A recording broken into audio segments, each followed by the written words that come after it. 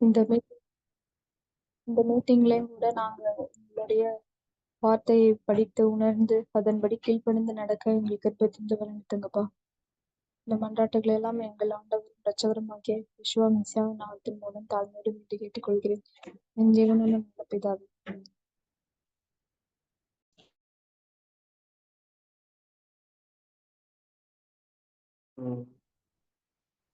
நம்ம last class நம்ம என்ன பார்த்தோம்ன்றது ஒரு சின்ன சம்மரி மாதிரி கொடுத்துட்டு நம்ம போகலாம். விருப்பம் இருக்கக்கூடியவர்கள் ஷேர் பண்ணலாம்.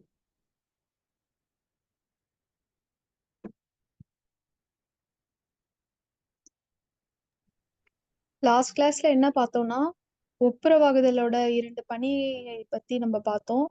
ஃபர்ஸ்ட் வந்து அநீதியை அகற்றி நீதியை உண்டாக்குறது. அப்புறம் வந்து பிரிந்தவர்களை வந்து தேவன் கிட்ட இருந்து பிரிந்தவங்களை இயேசு கிறிஸ்துவோட புது உடன்படிக்கையின் மூலியமா வந்து அகைன் ஒப்புரவாக்கி சேர்க்கறத பத்தி பார்த்தோம். அதாவது ஆதாம் வந்து ஃபர்ஸ்ட் பூரண மனுஷனா இருக்கிறப்ப, அதாவது தேவனுக்கு கீழ்ப்படிந்து நடக்கிற வரைக்கும் ஒரு பூரண மனுஷனா இருந்தாரு. ஸோ அந்த உடன்படிக்கை தேவனுக்கும் ஆபிரகாமுக்கும் உண்டான உடன்படிக்கை இருக்கிற வரைக்கும் அவங்க பூரண மனுஷனா இருந்தாங்க. எப்ப அதை மீறினாங்களோ அந்த எல்லா ஆசீர்வாதத்தையும் வந்து ஆதாம் இழந்துட்டாங்க அப்படின்னு சொல்லி பார்த்தோம். அதனால மனுக்குலம் முழுவதும் பாவத்துக்கும் மரணத்துக்குள்ளேயாகவும் இருந்துச்சு.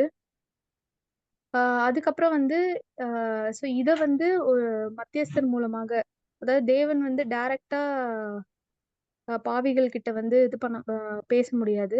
ஸோ வந்து ஆஹ் இயேசு கிறிஸ்துவோடைய அந்த பலியின் மூலியமா, அந்த புதிய உடன்படிக்கையின் மூலியமா மறுபடியும் வந்து மனுக்குலமும் தேவனும் வந்து ஒப்புரவாக வேண்டிய விஷயத்துல வந்து இருக்க முடியும்னு சொல்லி பாக்குறோம். மத்தியஸ்தர் இல்ல, அதாவது இந்த பாவ நிவாரண பலி இல்ல, இயேசு கிறிஸ்துவோட பலி செலுத்தப்படல அப்படின்னா அந்த கனெக்ஷன் வந்து இருக்காது அப்படின்ற முக்கியமான பாயிண்ட பார்த்தோம். அதுக்கு முன்னாடி வரைக்கும் அவர் பலி செலுத்த முன்னாடி வரைக்குமே வந்து ஆஹ் இருக்கிற அந்த பழைய ஏற்பாட்டு காலத்துல இருக்கவங்க கூட தேவனுடைய ஊழியத்தை வந்து செஞ்சாங்க. அவங்க தேவனுடைய நண்பர்களாகவும் ஊழியக்காரர்களாகவும் அழைக்கப்பட்டாங்க. ஆனா அந்த பலி செலுத்தினதுக்கு அப்புறமேட்டுக்கு அவரோட சேர்ந்து அவர் வேலையை செய்யறவங்களுக்கு வந்து அவர் சொந்த குமாரன்ற ஒரு விஷயத்த வந்து கொடுத்திருந்தாருன்னு சொல்லி பார்த்தோம். ஸோ இதான் லாஸ்ட் கிளாஸ் பார்த்துட்டு இருந்தோங்க. தேங்க்யூ.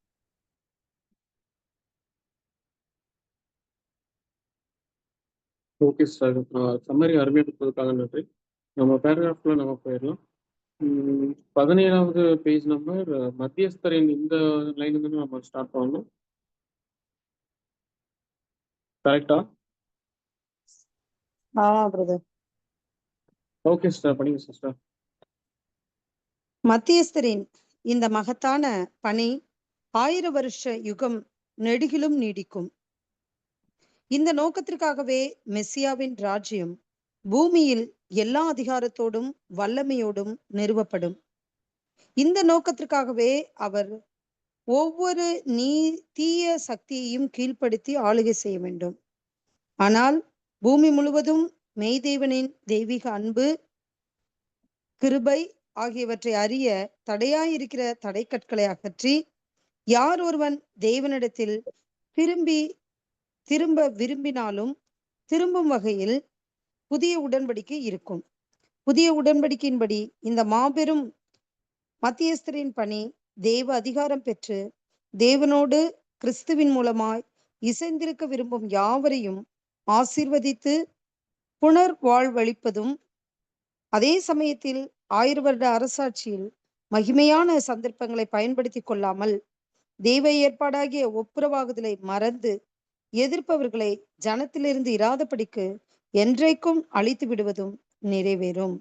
அப்போஸ்தலர் 3ஆம் அதிகாரம் 23ஆம் வசனம், மத்தேயு 25, 41, 46, வெளிப்படுத்தின விசேஷம் 20:9, 14, 15, நீதிமொழிகள் 2, 21, 22.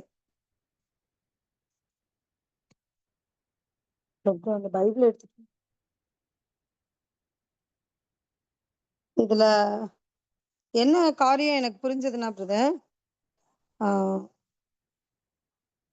இந்த இப்ப நமக்கு வந்து 1000 வருட அரசாட்சி தொடங்கிருச்சுன்னு நம்ம விசுவாசிக்கிறோம். நம்ம 2வது பகுதிக்குள்ள நம்ம இருக்கிறதுன்றதையும் நம்ம விசுவாசிக்கிறோம். ஆனா இந்த மத்தியஸ்தர் யாருன்னா இயேசு கிறிஸ்து. அ- அந்த இந்த நோக்கத்துக்காக எந்த நோக்கத்துக்காக அவர் வந்தார் அப்படின்னா, முழு உலகமும் ஆசீர்வதிக்கப்படணும். கிறிஸ்துக்குள்ளாக எல்லாரும் கீழ்ப்படிஞ்சு அவருடைய ஆளுகைக்குள்ள வரணும். அவருடைய தேவ மெய்யான அந்த பிதாவாகிய தேவனுடைய அன்பு, தெய்வீக அன்பு, கிருபை, அதுல எல்லாம் வந்து எல்லாரும் அத உணர்ந்துக்கணும். இன்னொன்னு, விரும்பி தேவனிடத்துல வரணும் அப்படின்னு அவர் எதிர்பார்க்கிறாரு. அந்த அதுக்காக தான் அந்த அவருடைய பணியை கரெக்டா செய்யறதுக்காக அவர் வந்திருக்காரு. தேவ அதிகாரம் பெற்று அவர் வந்திருக்காரு. ஆஹ் நாம கிறிஸ்துவின் சபையாக இணைக்கப்பட்டிருக்கிற நம்ம வந்து அவரோட போய் இசைந்திருந்து அவரோட இணைஞ்சதுக்கு அப்புறம் முழு உலகத்தையும் ஆசீர்வதிக்கிறவங்களா நம்ம இருக்கணும். புனர்வாழ்வு அளிக்கிறதுன்னா மென்மேலும் அவங்கள ஆசீர்வதிக்கணும். புதுசா ஒரு வாழ்வு, அந்த வாழ்வு அளிக்கணும். அதே சமயத்துல அவருடைய ஏற்பாடுகள், அவருடைய திட்டங்கள், அவருடைய அன்பு, இதெல்லாம் ருசி பார்க்காத, ஏற்காத, மறுத்து வாழ்ற, எதிர்த்து வாழ்றவங்க வந்து அந்த ஜனத்துல இராதபடிக்கு அழித்து போட்டுருவாரு அப்படின்னு சொல்லி இந்த பேரால நம்ம பாக்குறோம் பிரதர். இப்ப கிறிஸ்துவின் 1000 வருட அரசாட்சி நடந்துட்டு இருக்கும்போது இந்த காரியங்கள் எல்லாம் நம்ம எதிர்பார்க்கிற மாதிரி எல்லாம் நடந்துட்டு இருக்கா அப்படின்றதையும் ஒரு கேள்வியா முன்வைக்கிறேன். இது குறித்த காரியங்கள் உங்களுக்கு தெரிஞ்சதை எங்களோட ஷேர் பண்ணலாம் பிரதர்.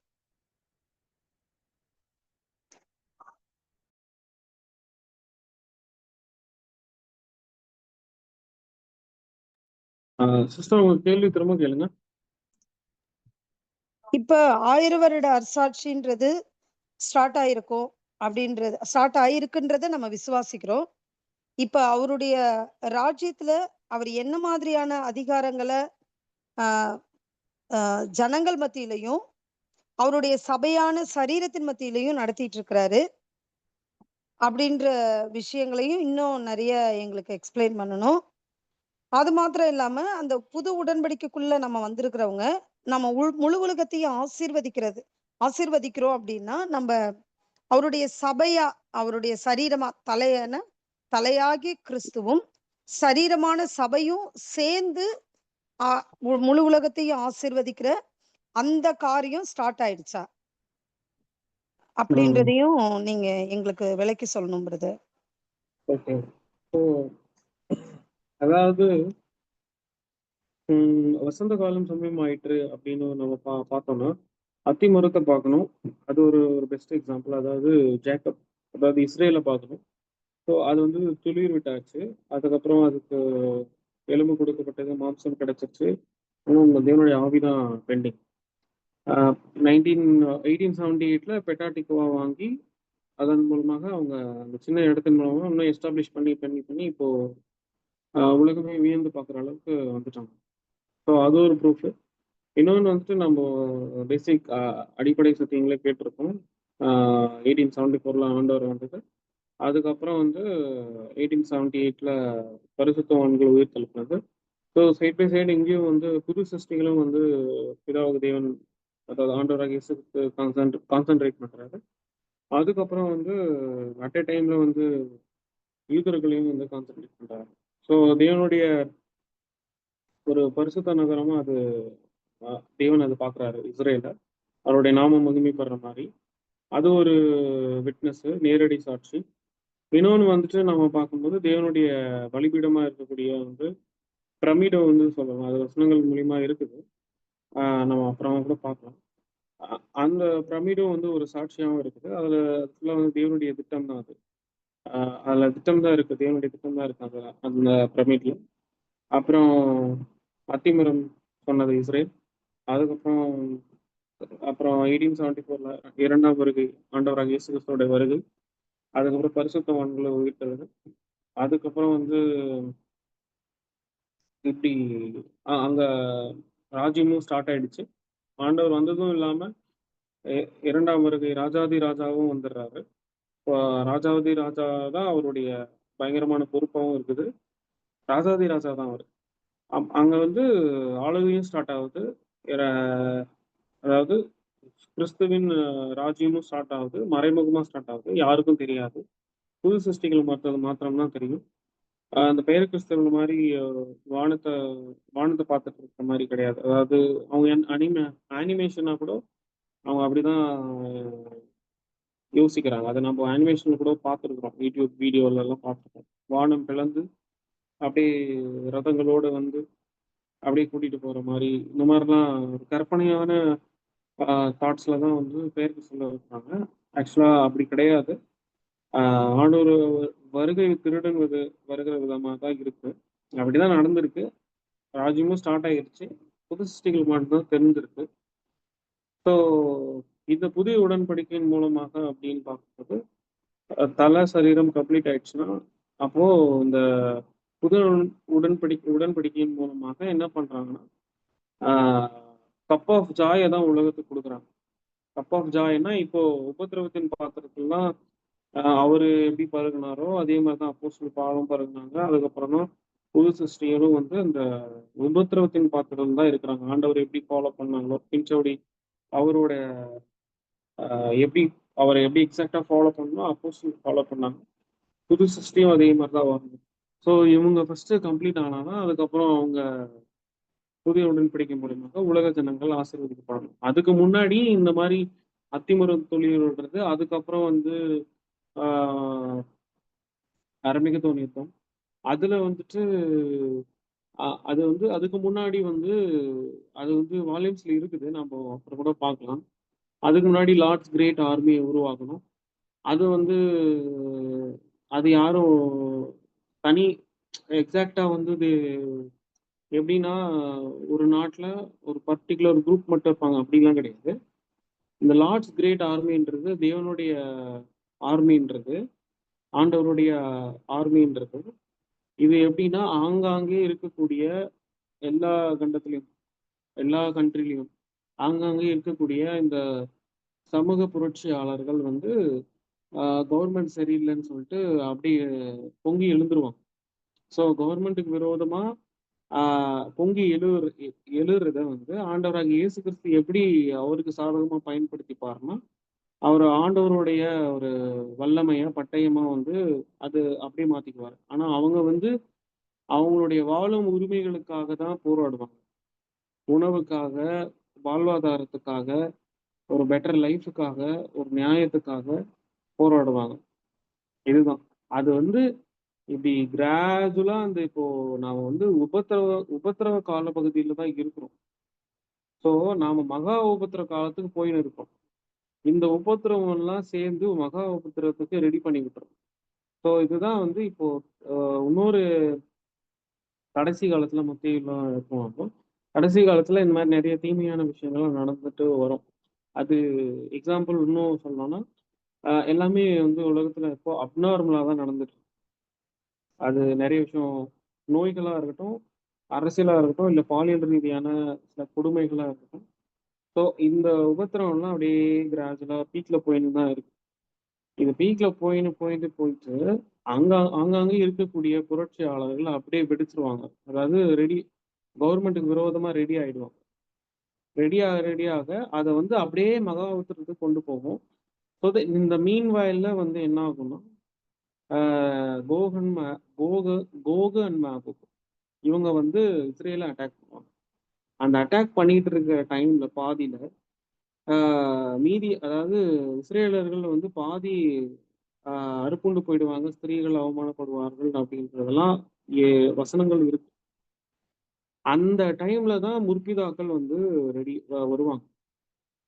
ஸோ இப்போ இந்த காலகட்டத்தில் தான் வந்து ஏறத்தாழ வந்து ரொம்ப கிட்டதான் போயிட்டு இருக்கிறோம்.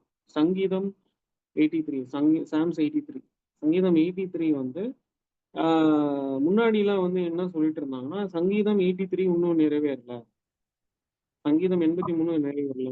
அப்புறம் இன்னும் போக டீப்பா ஸ்டடி பண்ணும்போது என்ன கொண்டு வந்தாங்கன்னா சங்கீதம் 83 வந்து முடிவு கால பகுதியில நோக்கி போயிட்டு இருக்கு. ஏன்னா அந்த சங்கீதம் 83 எப்படி இப்போ பேச விட்டுறோம்னா மதில் இல்லாத பட்டணம் மதில் இல்லாத பட்டணம் தான் இருக்குது. ஏன்னா இஸ்ரேல் வந்து ப்ராப்பரா வந்து ஈரானுக்கு இருக்க மாதிரி, இஸ்ரேலுக்கு இருக்கிற மாதிரி வந்து சாரி, ஈரானுக்கும் இந்தியாவுக்கு இருக்கிற மாதிரி இமயமலை தொடர்ச்சி, இந்த பக்கம் வந்தா 3 சைடுமே கடலு, அந்த மாதிரி ஒரு பாதுகாப்பான ஏரியால இஸ்ரேல் கிடையாது. ஈரான் அப்படி இருக்குது. அது சுத்தியும் நிறைய மலைலாம் இருக்குது. அதனால வந்து ஒரு பாதுகாப்பான சூழ்நிலை இருக்காங்க. ஆனா இஸ்ரேல் அப்படி கிடையாது. அவங்க வெப்பன் எடுக்கலைன்னா அவங்க அந்த இஸ்ரேல் தேசமே காணாமல் போயிடும். அவங்க வெப்பன் எடுக்கிறனால தான், ஆயுதத்தை எடுக்கிறனால தான் இஸ்ரேல் கண்ட்ரி உயிரோடு. எந்த மாதிரி கண்டிஷன் போவாங்கன்னா, மதில் இல்லாட்டி கூட அவங்க வந்து செல்வ செழிப்பான ஒரு லைஃபுக்குள்ள போவாங்க. இன்னும் அந்த அந்த லைஃப் நோக்கி தான் போயின்னு இருக்கு இப்போ இஸ்ரேல். இப்போ எப்படி வந்து பழைய பழைய ஏற்பாட்டு காலத்துல அவருடைய பிள்ளைகளுக்கு எகிப்துல இருந்து அந்த செங்கடலை பிளந்து இப்படி மோசேன் மூலமாக வழி நடத்தி வந்தாரோ, அவர்களுக்கு எப்படி கானான் தேசத்தை கொடுக்கறதுக்காக மற்ற ஜனங்கள் அங்க இருந்திருப்பாங்க, அவங்கள விரட்டி அடிச்சுட்டு எப்படி அவங்கள ஃபிக்ஸ் பண்ணாங்களோ, அதே மாதிரிதான் இங்க வந்து மிகப்பெரிய ஒரு ஜீனோசைடு நடந்துட்டு இருக்கு. ஜீனோசைடு என்னன்னா, ஒரு இடத்துல மக்கள் வாழ்ந்துட்டு இருப்பாங்க, அதுல வந்து என்ன பண்ணுவாங்கன்னா அவங்கள விரட்டி அடிச்சுட்டு இவங்க குடி போயிருவாங்க.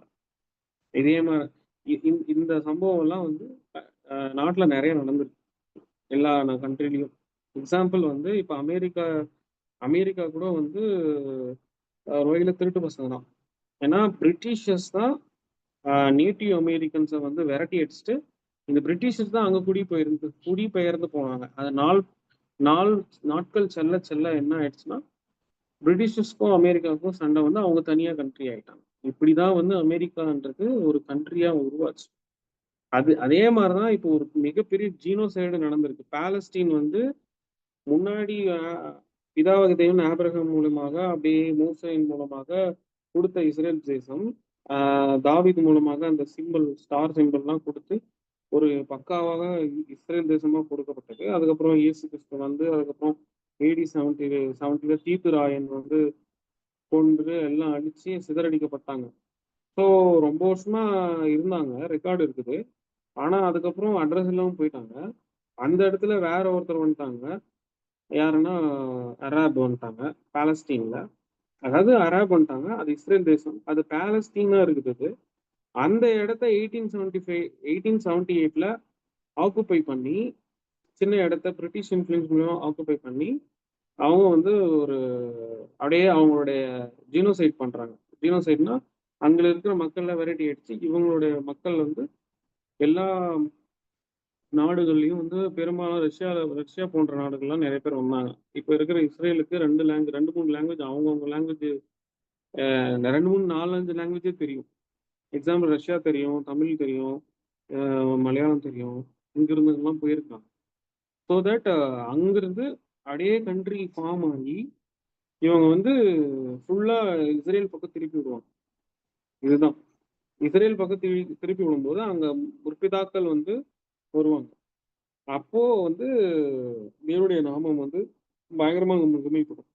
இப்போ வந்து இப்போ இயேசு கிறிஸ்து ஒரே ஒரு சொன்ன சாட்சி என்னன்னா, அத்தி மரத்தை பாருங்க, அத்தி மரத்தையும் பார்க்கறது இல்லாம மத்த மரத்தையும் பாருங்க அப்படின்றதுதான் ஆண்டவருடைய கருத்தா இருக்கு. ஏன்னா அவரு இஸ்ரேல் ஜனங்களுக்கு சுதந்திரம் கிடைச்சது, மற்ற மரத்துக்கும் சுதந்திரம் கிடைச்சிச்சு. ஆல்மோஸ்ட் வந்து 1945 இருந்து 1950க்குள்ள ஆல்மோஸ்ட் எல்லா கண்ட்ரிக்கும் வந்து சுதந்திரம் கிடைக்கப்பட்டாச்சு. ஸோ இது ஒரு அறிகுறி. இன்னும் ஏகப்பட்ட அறிகுறி இருக்கு. இன்னும் ஏகப்பட்ட அறிகுறி என்ன சொல்லலாம்னா, இந்த ஒரு அரசர் இருப்பாரு, அந்த அரசர் கீழே அவங்கதான் ஆட்சி பண்ணிருப்பாங்க. அதெல்லாமே அந்த மன்னர் ஆட்சி எல்லாமே உடைஞ்சு தனிப்பட்ட நாடுகளுக்கு வந்து சுதந்திரம் கிடைக்க ஆரம்பிச்சிருச்சு. அது வந்து 1945 இருந்து 1950 அது வரையும் முடிஞ்சிச்சு. அது முடிய வேற என்ன முடிஞ்சிருக்கு, ஆண்டவர் வந்து வேற என்னெல்லாம் பண்ணியிருக்கிறாருன்னா, அப்படியே சொல்லணும்னா இதெல்லாம் அறிகுறி தான். அவரோட ராஜ்யம் வந்துருச்சு. இந்த ராஜ்யம் வந்து செத்துட்டு இருக்குது. வேற ஒரு ராஜ்யம் வந்து மறைமுகமா ஸ்டார்ட் ஆயின்னு இருக்கு. அது வந்து பீக்ல போய் முடியும் அப்படின்றது நிறைய சாட்சிகள் என்னென்ன இருக்குதுன்னா, அதாவது முதலாம் உலகப் போர், இரண்டாம் உலகப் போர், அப்புறம் 1945லேருந்து 1950க்குள்ள நிறைய கண்ட்ரிக்கு சுதந்திரம் கிடைச்சது. அதுக்கப்புறம் வந்து பைபிள் ஸ்டூடெண்ட்லேயே இருக்கக்கூடியவர்கள் என்ன வியந்து ஆச்சரியத்தோட பேசிப்பாங்களான்னா, 1989ல யுஎஸ்எஸ்ஆர் உடைஞ்சது. யுஎஸ்எஸ்ஆர்லாம் உடையுமா அப்படின்லாம் ஆச்சரியமா பார்த்துருக்காங்க.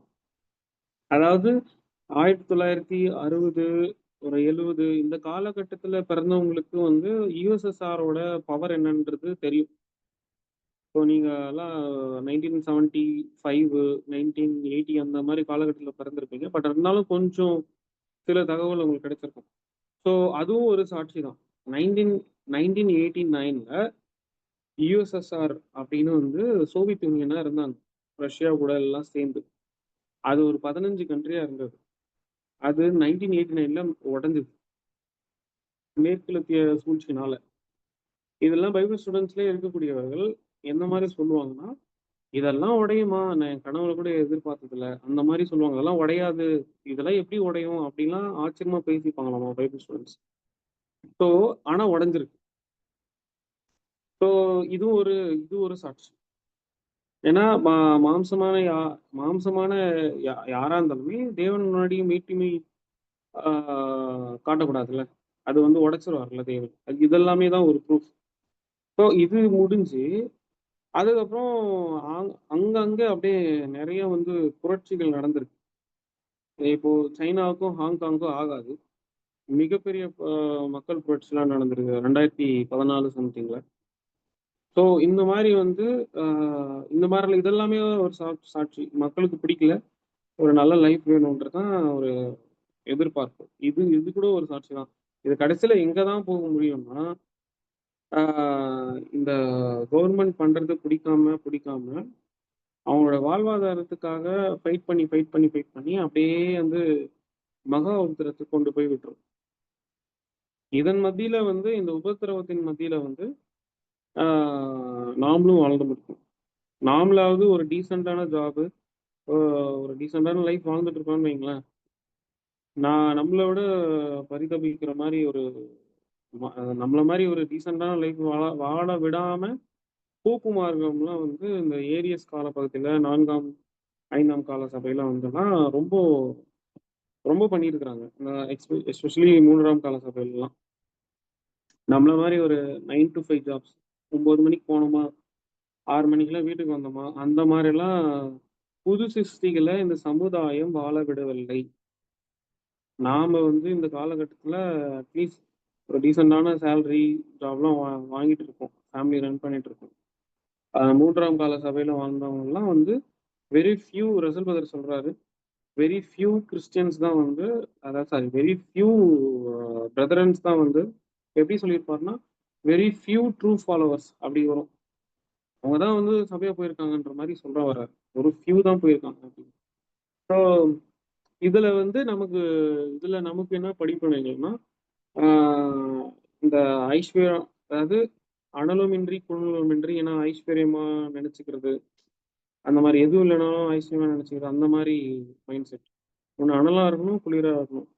இந்த மாதிரி ஒரு வெதுவெதுப்பான மைண்ட் செட்லாம் இல்லாம ஒன்று அனலா இருந்துடணும், இல்லைன்னா ஒன்று குளிரா இருந்துடணும். அந்த மாதிரி மைண்ட் செட்ல இருக்கணும்.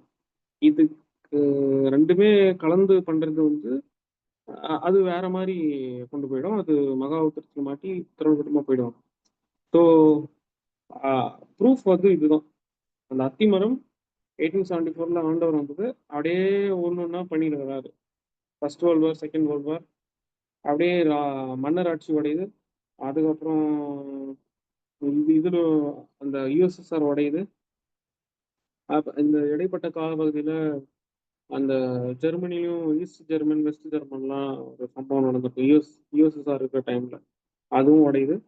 ஸோ சிம்பிளா சொல்லணும்னா மன்னராட்சி உடைஞ்சு ஒரு தனிப்பட்ட ஒரு சுதந்திர கண்ட்ரியா போயின்னு இருக்குது.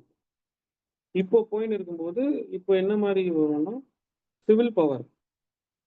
அதாவது சிவில் பவர்னா சாத்தான் என்ன பண்ணுவான்னா, இந்த வலு சர்ப்பம்ன்றது சாத்தானையும் குறிக்கும், அது அரசாங்கத்தையும் குறிக்கும், கவர்மெண்ட். அவன் ஆதிக்கத்தின் கீழ இருக்கக்கூடிய கவர்மெண்ட். இப்போ சைனாவும் ஒரு சிவில் பவர், இந்தியாவும் ஒரு சிவில் பவர் தான். அப்புறம் வெஸ்டர்ன் நேஷனும் ஒரு சிவில் பவர். ஸோ இந்த சிவில் பவர் வந்து நம்மள வந்து ரிலீஜியஸா ப்ராக்டிஸ் பண்ணாம விட மாட்டாங்க. ஸோ இப்படி ஒரு டார்ச்சர், இந்த உபத்திரவன் மத்தியிலேயே வாழ்ந்து நம்மள ரத்த சாட்சியா மறிக்கிறதுக்கு நிறைய வாய்ப்பு இருக்கு. ஆனா ரத்த சாட்சியா ரசூல் பதர் என்ன சொல்றாங்கன்னா, ரத்த சாட்சியா மறிக்கிறதுலாம் ஒரு பெரிய மேட்டர் கிடையாது. சாகும்போது கிறிஸ்துவின் சாயலா நம்ம மறிச்சிருக்கணும் அப்படின்றது ரசூல் பதர் கருத்தா இருக்கு. ஏன்னா அது வந்து அது ஜஸ்ட் வந்து அது ஒரு கொன்னுட்டா உயிர் போயிடும்ல. அது அது எப்படின்னா என்ன சொல்ல வர்றாருன்னா, கிறிஸ்துவின் சாயல் தான் ரொம்ப முக்கியம் அப்படின்னு தான் சொல்ல வர்றாரு. ஸோ ப்ரூஃப் வந்து இதுதான் என்னுடைய கருத்து இதுதான். இன்னும் டீப்பா வந்து பார்க்கணும்னா ஒரு ஒரு டாபிக் வைஸ் தான் நம்ம பார்க்கணும். நான் அப்படியே ஒரு சுருக்கமா ஒரு சம்மரியா சொன்னேன். பிரதர், இதுல எனக்கு ஒரு பெரிய டவுட் ஒண்ணு இருக்கு பிரதர். அது இப்பதான் வந்து அதை குறித்து ரொம்ப தியானிக்கிறோம். எப்படி அப்படின்னா, இது வந்து வேதத்துல நிறைய தெய்வம் நமக்கு நிறைய விஷயங்களை சொல்லிட்டு இருக்காரு. அவங்க வந்து உலகத்துல இருக்க அந்த கோகு மாகோக்கு இவங்க எல்லாம் வந்து பரிசுத்தவான்களுடைய நகரத்தையும் அந்த பாளையத்தையும் சுத்தி வந்து வளைச்சு அவங்கள அடிப்பாங்க அப்படின்ற மாதிரி வேதத்துல இப்ப வெளிப்படுத்தின விசேஷம் 20வது அதிகாரம் 9வது வசனத்துல நம்ம படிச்சோம். அதுலயும் படிச்சிருக்கோம். அதுக்கு மேலையும் கடைசியில நடக்கிற விஷயங்களை தேவன் நமக்கு சொல்லியிருக்காரு.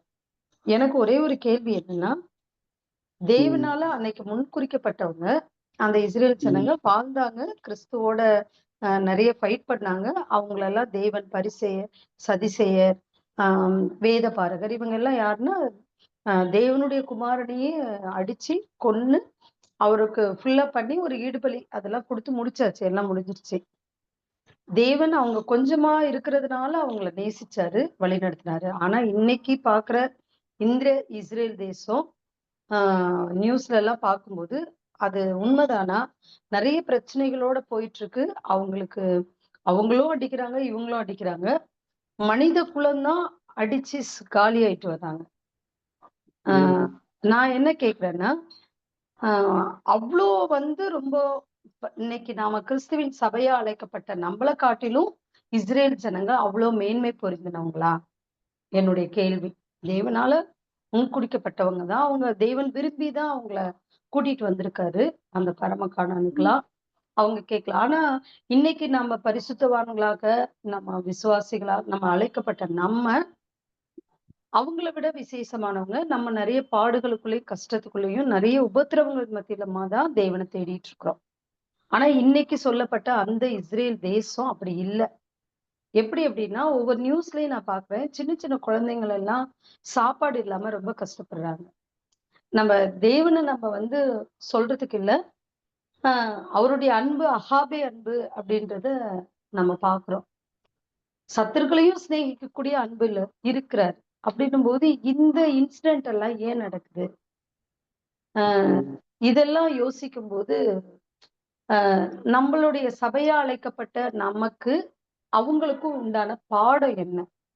இன்னைக்கு வந்து அந்த இஸ்ரேல் தேசத்துல சின்ன சின்ன குழந்தைங்க பலஸ்தீனால இருக்காங்க, மற்ற தேசங்கள்ல இருக்காங்க. அவங்க எல்லாம் பாத்தீங்கன்னா சாப்பாடுக்கே ரொம்ப குழந்தைங்க கஷ்டப்படுறாங்க. கொண்டு போய் பாம் எல்லாம் அவங்க இருக்கிற ஏரியால தான் போடுறாங்க. அந்த சின்ன பிள்ளைங்க எல்லாம் வந்து என்ன பண்ணாங்க? அப்ப இவங்களும் தேவனுடைய ஜனங்கள் தான் நம்ம சொல்றோம். அவங்களதான் நம்ம எதிர்பார்த்துக்கிட்டு இருக்கிறோம். அத்தி மரத்தோட துளிர் விடுறது அவங்க இதெல்லாம். ஆனா அங்க இருக்கிற அக்கிரமங்கள், அங்க நடக்கிற விஷயங்கள் எல்லாம் பார்க்கும்போது ரொம்ப பயங்கரமா இருக்கு.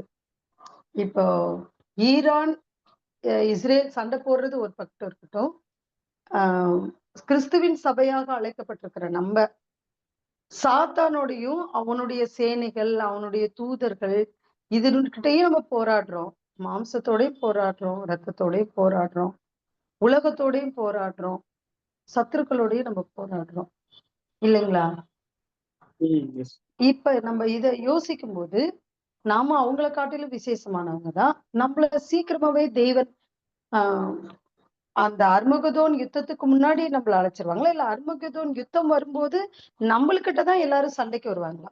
இஸ்ரேல் ஜனங்கள் முதற்கொண்டு எல்லாரும் கிறிஸ்துவுக்குள்ள பரிசுத்தவான்களா அழைக்கப்பட்ட நம்மள்ட்ட வருவாங்களா, இல்ல உலக ஜனங்கள் மாதிரி தான் இருக்கிறாங்க, அவங்கள்ட்ட போவாங்க? இது ஒரு பெரிய கேள்வியாவே எனக்கு இருக்கு பிரதர். வெளிப்படுத்தின விசேஷம் கடைசியா கேட்ட கேள்விக்கு சொல்லுங்க, புரியல. இப்போ நம்ம பரிசுத்தவான்களாக அழைக்கப்பட்டிருக்கிற நம்மளுக்கிட்ட அந்த ம், யுத்தத்துக்கு சண்டைக்கு வருவாங்களா, கோகு மத்தவங்களா? போய் ம். சபையாக அழைக்கப்பட்ட இருக்க நம்மள்ட்ட இல்லாம இஸ்ரேல் தேசத்துக்கு தான் போவாங்க. ஆ, ஆ. இங்க கோகு மாகோவுக்கும் கடைசில இருந்து அப்படியே ஃபர்ஸ்ட் போறேன். அதாவது பொதுவாக வேத மாணவர்கள் புரிந்து கொண்ட சத்தியம், பேசி கொண்டிருக்கிற சத்தியம் வந்து என்னன்னா, எல்லாருமே வந்து பொது மனதா பொது மனதாக விசுவாசிக்கக்கூடிய சத்தியம் என்னன்னா, இதுதான் சத்தியம், இது தவிர வேற எதுவும் இல்லை, அந்த மாதிரி ஒரு பர்ஃபெக்ட் சத்தியம் அந்த மாதிரி சொல்றேன். பொதுவா விசுவாசிக்கக்கூடியது என்னன்னா, உம் கோகு மாகோகு வந்து நமக்கும் அதாவது புது சிருஷ்டிக்கும் கோகு மாகோக்கும் சம்மந்தம் கிடையாது. இந்த கோகு மாகோன்றது ஒரு இண்டிகேஷன் தான். சர்ச் கிளாஸ் வந்து கம்ப்ளீட் ஆயிடுச்சுன்னா கோகு மாகோகு வந்து அந்த ஈவெண்ட் நடந்து முடிஞ்சிடும். ஸோ அது வந்து கோகு மாகோகுன்றது ரஷ்யாவை தான் குறிக்கிறாங்க. யார் ஒருத்தர் வந்து ஒரு மனிதன் தேசப்பற்றுக்காக என்னோட நாட்டு ஜனங்களுக்காக நான் என்ன வேணாலும் பண்ணுவேன், எந்த எக்ஸ்ட்ரீமுக்காக எல்லாம் போவேன், அந்த மாதிரி ஒரு அந்த மாதிரி ஒரு தலைவர் அந்த மாதிரி ஒரு தலைவர்னாலதான் அந்த கண்ட்ரியை லீட் பண்ணின்னு, அதாவது ரஷ்யாவை லீட் பண்ணின்னு அங்க இஸ்ரேலை அட்டாக் பண்ண போவாங்க. அங்க ஏன் அட்டாக் பண்ண போவாங்கன்னா, இன்னொரு பதில் வந்து என்னன்னா, சங்கீதம் 83. ஸோ அது வந்து லைன் பை லைனா வந்து அந்த நம்ம அப்புறம் படிக்கலாம். லைன் பை லைன்லாம் இந்த வசனம் எந்த தேசத்தாருக்கு பேசப்பட்டிருக்கு, இந்த வசனம் யாருக்கு, எந்த தேசத்துக்கு பொருந்தும்ன்றது லைன் பை லைனா வந்து ஒரு நடந்து முடிஞ்ச வரலாறை வச்சு அழகா வந்து சகோதரர்கள் ஸ்டடி பண்ணியிருக்கிறாங்க. இப்போ அடுத்து என்ன பண்ண போறாங்கன்றது ஏறத்தாழ வந்து அக்யூரேட்டா சொல்லிட்டாங்க. ஸோ இஸ்ரேல் வந்து கம்ப்ளீட்டா வந்து இப்போ வந்து அவங்களுக்கான நிலத்தை கொடுத்தே ஆகணும். ஏன்னா அந்த ஒருத்தர் இருக்கிறாரு, அவர் பேர் எனக்கு சத்தியமா இப்ப ஞாபகம் இல்லை. அவரு பண்ண மிஸ்டேக்னாலதான் காசா வந்து அங்க போயிடுச்சு. காசா வந்து ஆக்சுவலி இஸ்ரேலோடது. அவர் பண்ண மிஸ்டேக்னாலதான் அந்த அந்த அந்த பர்டிகுலர் பகுதி மட்டும் பாலஸ்தீன் போயிடுச்சு. அப்பவே பிடிக்க வேண்டியது அது. எப்போனா அந்த அவங்கள 7 வாரம் தொடர்ந்து வந்து 7 நாள் வார் நடந்து அந்த இஸ்ரேலை வந்து கேப்சர் பண்ணியிருப்பாங்க. ஸோ அந்த வார்ல ஜெயிச்சு அதுக்கப்புறம் கொஞ்ச நாள் போகும். அதுக்கப்புறம் அந்த காசா வந்து அவங்க கொடுத்துருவாங்க. அது தேவன் என்ன ஆக்ஷன் எடுத்திருப்பாங்கன்னா, என்னோட நிலத்தை நீ எப்படி கொடுக்கலாம் அப்படின்ற மாதிரி தேவன் டீல் பண்ணி அங்க வந்து அந்த அந்த இஸ்ரேலோட ஒரு முக்கியமான ஒரு நபர், பிரைம் மினிஸ்டர், அவரை வந்து கொன்றுவாங்க. அடுத்த ஒரு ஆட்சியில வேற ஒருத்தர் வந்துருவாங்க. ஸோ இந்த சங்கீதம் 83ல பார்க்கும்போது படிப்படியா ஜீனோசைடு நடந்துட்டே இருக்கு. ஜீனோசைடு என்னன்னா, ஒரு மக்கள் ஆல்ரெடி அங்க வாழ்ந்துட்டு இருப்பாங்க, அவங்கள வந்து அப்புறப்படுத்துறதுன்றது வந்து என்னன்னா, அவங்கள கைண்டா சொன்னா போக மாட்டாங்க, அன்பா சொன்னா போக மாட்டாங்க. ஸோ தட் சண்டை தான் போடணும், வேற வழி இல்லை. இதே மாதிரிதான் ஹேபிட் வந்து ஓல்டு டெஸ்டமெண்ட்ல இருந்திருக்கு. அதுதான் நான் முன்னாடியே சொன்னேன். ஆபிரகாம் சூஸ் பண்ணதுல இருந்து, மோசே சூஸ் பண்ணதுல இருந்து, வழிநடத்துல இருந்து தேவன் இவர்களுக்கு ஒரு இடத்தை ஆயத்தப்படுத்துறதுக்காக அவங்கள விரட்டி அடிக்கிறாரு, அவங்கள கொண்டிருக்கிறாரு. சொல்ல போன ஓல்டு டெஸ்டமெண்ட்ல நீங்க பாத்தீங்கன்னா அப்படியே ரத்த கிளறியா இருக்கும். இஸ்ரேல் ஜனத்தை காப்பாத்துறதுக்காக சுத்தி இருக்கிற மோவாபியர்கள், அமலேக்கியர்கள், அப்புறம் வந்து சிரியா, அப்புறம் ஈஜிப்து, இவங்களெல்லாம் போட்டு தேவன் வந்து தூக்கி போட்டு மிதிப்பார். ஸோ அந்த லோத்தோட பசங்க வந்து தகாத முறையில பிள்ளையை பெடுத்துக்கொண்டு அது வந்து பெரிய ஜாதியா இருக்கும். அந்த ஜாதி எல்லாம் தேவனுக்கு பிடிக்காது. இஸ்ரேலுக்கு அட்டாக் பண்ணும் போதெல்லாம் வந்து தேவன் வந்து சில ரட்சகர்களை, நியாயாதிபதிகளை ஏற்படுத்தி எல்லாம் வந்து காப்பாத்திருக்கிறாரு. ஸோ அந்த மாதிரி அவங்க கண்ட்ரி வந்து கொடுக்கணுன்றதுக்காக அவங்க கண்ட்ரி, அதாவது இஸ்ரேல் வந்து அந்த எஜிப்துல இருந்து வந்தது, அவங்களுக்கு ஒரு கண்ட்ரி கொடுக்கணும். அங்க ஒரு ஆல்ரெடி ஜனங்கள் இருப்பாங்க, அவங்கள விரட்டி அடிக்கணும், அப்படி ஃபிக்ஸ் பண்ணணும். இதே ஹேபிட் தான் வந்து எங்க வருதுன்னா, பாலஸ்தீன்ல ஆல்ரெடி இருந்தவங்க, அவங்கள விரட்டி அடிச்சுட்டு தேவன் என்ன பண்றாருன்னா, இவங்கள விரட்டி அடிச்சுட்டு இஸ்ரேல் ஜனங்களை அங்க ஃபிக்ஸ் பண்றாரு. இது வந்து நம்ம பார்க்கும்போது தேவனுக்கு கருணை இல்லையா, அன்பு இல்லையா அப்படின்னு நம்ம பார்த்தோம்னா அப்படிலாம் கிடையாது. ஸோ தேவனுக்கு எப்போ யார் மேல எப்போ இரக்கம் காமிக்கணும், எப்போ அன்பு காமிக்கணும்ன்றது தேவனுடைய திட்டத்தின்படி, அவருடைய நீதி நியாயங்கள் படி இப்போ இவங்களுக்கு நீதி மட்டும்தான் செலுத்தணும், இப்போ இவங்களுக்கு அன்பு மட்டும்தான் செலுத்தணும். அந்த மாதிரி தான் தேவன் போயிட்டு இருக்கிறார். ஸோ எவன் மேல் இரக்கமாய் சுத்தமா இருக்கிறாரோ அவன் மேல் தான் இரக்கமாய் சுத்தமா இருக்கிறார். இது வந்து ஒரு வசனம் இருக்கு ரோமன்ஸ்ல. அந்த காலகட்டத்துல அதன்படி வந்து தேவன் என்ன பண்ணியிருக்கிறாருன்னா அப்புறப்படுத்தின்னு இருக்கிறாரு. ஸோ இப்போ எக்ஸாம்பிள் நான் இன்னொன்னு சொல்றேன். நான் ஓல்டு டெஸ்டமெண்ட் டைம்ல வந்து ஒரு சம்பவம் நடந்திருக்கும். தேவன் என்ன பண்ணியிருப்பாங்கன்னா, தாவீது இல்ல தாவீது இருக்கும் போதெல்லாம் சூப்பர் தான். தாவீதுக்கு முன்னாடி சவுலு என்ன இன்ஸ்ட்ரக்ஷன் கொடுத்துருப்பாங்கன்னா, நீ போருக்கு போகும்போது அங்க இருக்கிற ஜனங்களை வந்து ஃபுல்லா அறுப்புண்டு பண்ணி, அங்க இருக்கிற கை குழந்தைகள் எல்லாருமே ஆடு மாடுகள் கொழுமையான விஷயங்கள் எல்லாமே கொன்று போட்டு வந்துரு அப்படின்னு தான் இன்ஸ்ட்ரக்ஷன் தேவனுடைய கட்டளையா இருக்கும். ஆனா இவர் என்ன பண்ணிடுவாருன்னா, அந்த கொழுமையான அந்த ஆடு மாடுகள்லாம் எடுத்துட்டு வந்துருவார். கொழுமையான அது வினோதமா இருக்கும் பார்க்கறதுக்கு. தேவன் சொல்றது வினோதமா தான் இருக்கும். ஆனா கடைசியா பார்க்கும்போது தான் அதுல ஒரு நியாயம் நீதி இருக்கும். கொழுமையான எடுத்துட்டு வந்துருவாரு. அது தேவன்கிட்ட சமத்தியா திட்டம் வாங்கியிருப்பாரு. சாமுவேல் மூலியமாவும் நல்லா வாங்கி கட்டியிருப்பாரு. அவர் வர்றதுக்கு முன்னாடி பலி செலுத்தி விட்டுறது. தேவன் என்ன சொல்றாரோ அதுக்கு ஆப்போசிட்டா தான் பண்ணிட்டு இருந்தார் சாமுவேல். ஆனா தாவீது வந்து அப்படி கிடையாது. போருக்கு போகும்போது இந்த அமலேக்கியர்கள், பெலிஸ்தியர்கள், மோவாபியர்கள், அப்புறம் சிரியா, எகிப்து இந்த மாதிரி சுத்தி இருக்கிற ஜனங்கிட்ட சண்டை போடும்போது தேவன் என்ன சொல்றாங்களோ, கொழுமையான விஷயங்களை அழிச்சிரு, அங்க இருக்கிற ஜனங்களை அழிச்சிருன்னா அழிச்சிட்டு வந்துருவாங்க. ஏன்னா தேவன் சொல்லியிருக்கிறாங்க, தேவன் சொல்லிட்டாங்கன்றது ஒரே ஒரு காரணம் தான். ஆனா தேவன் சைட்ல இருந்து நம்ம பார்க்கும்போது இஸ்ரேல் ஜனங்களுக்கு ஆசீர்வதிக்கணும். இந்த இஸ்ரேல் ஜனங்கள் மூலமாக உலக ஜனங்களுக்கு வந்து ஆசீர்வதிக்கணும், லீட் பண்ணணும், வழி நடத்தணுன்றது தான் தேவனுடைய திட்டம். இது திட்டம். இது வந்து நம்ம இது பார்த்தோம்னா தேவன் கிருபை காமிக்காத மாதிரி தெரியும். ஆனா அப்படி கிடையாது. ஏன்னா ஒரு இடத்துல வந்து யாரு ஐசக்கு அப்புறம் ஈசாக் அண்ட் ஏசா, நான் ஒருவனை வெறுத்து இன்னொன்னு வரும். அதாவது எப்படின்னா அதுல ரொம்ப இம்பார்ட்டன்ஸ் வந்து ஈசாக் கொடுத்த மாதிரி இருக்கும், ஏசாக்கு வந்து கம்மியான இம்பார்ட்டன்ஸ் கொடுத்த மாதிரி இருக்கும் தேவன். அது கருவில் இருக்கும்போதே அது பிதாவை தேவன் டிசைட் பண்றாரு. ஸோ அப்படி பார்த்தோம்னா அது ஏதோ பார்ஷாலிட்டி பாக்குறாரு அப்படின்லாம் நினைச்சக்கூடாது. அங்க வந்து ஏசாவை வந்து ஒரு கம்மியான ஒரு முக்கியத்துவம் தான் கொடுக்குறாரு. ஈசாக்கு தான் அதிகமா முக்கியத்துவம் கொடுக்குறாரு. ஸோ ரெபேக்கா மூலயமா வந்து ஆலோசனை கொடுத்து இந்த மாதிரி பிளெஸிங்ஸ்லாம் சில ட்ரிக்கி ஐடியாஸ்லாம் கொடுப்பாங்க. அந்த மாதிரி பண்ணி பிளெஸிங் வாங்கிடுவாரு. ஸோ இதெல்லாமே ஒரு தேவனுடைய திட்டமா தான் இருக்கு. நான் அப்படி பார்க்கும்போது எப்படி புரிஞ்சுக்கணும்னா, இப்போ சோதம் குமார ஜனங்கள் கூட பார்க்கும்போது இந்த டைம்ல இவங்கள இப்போ சாவடிக்கலைன்னா, கொன்று போடலைன்னா,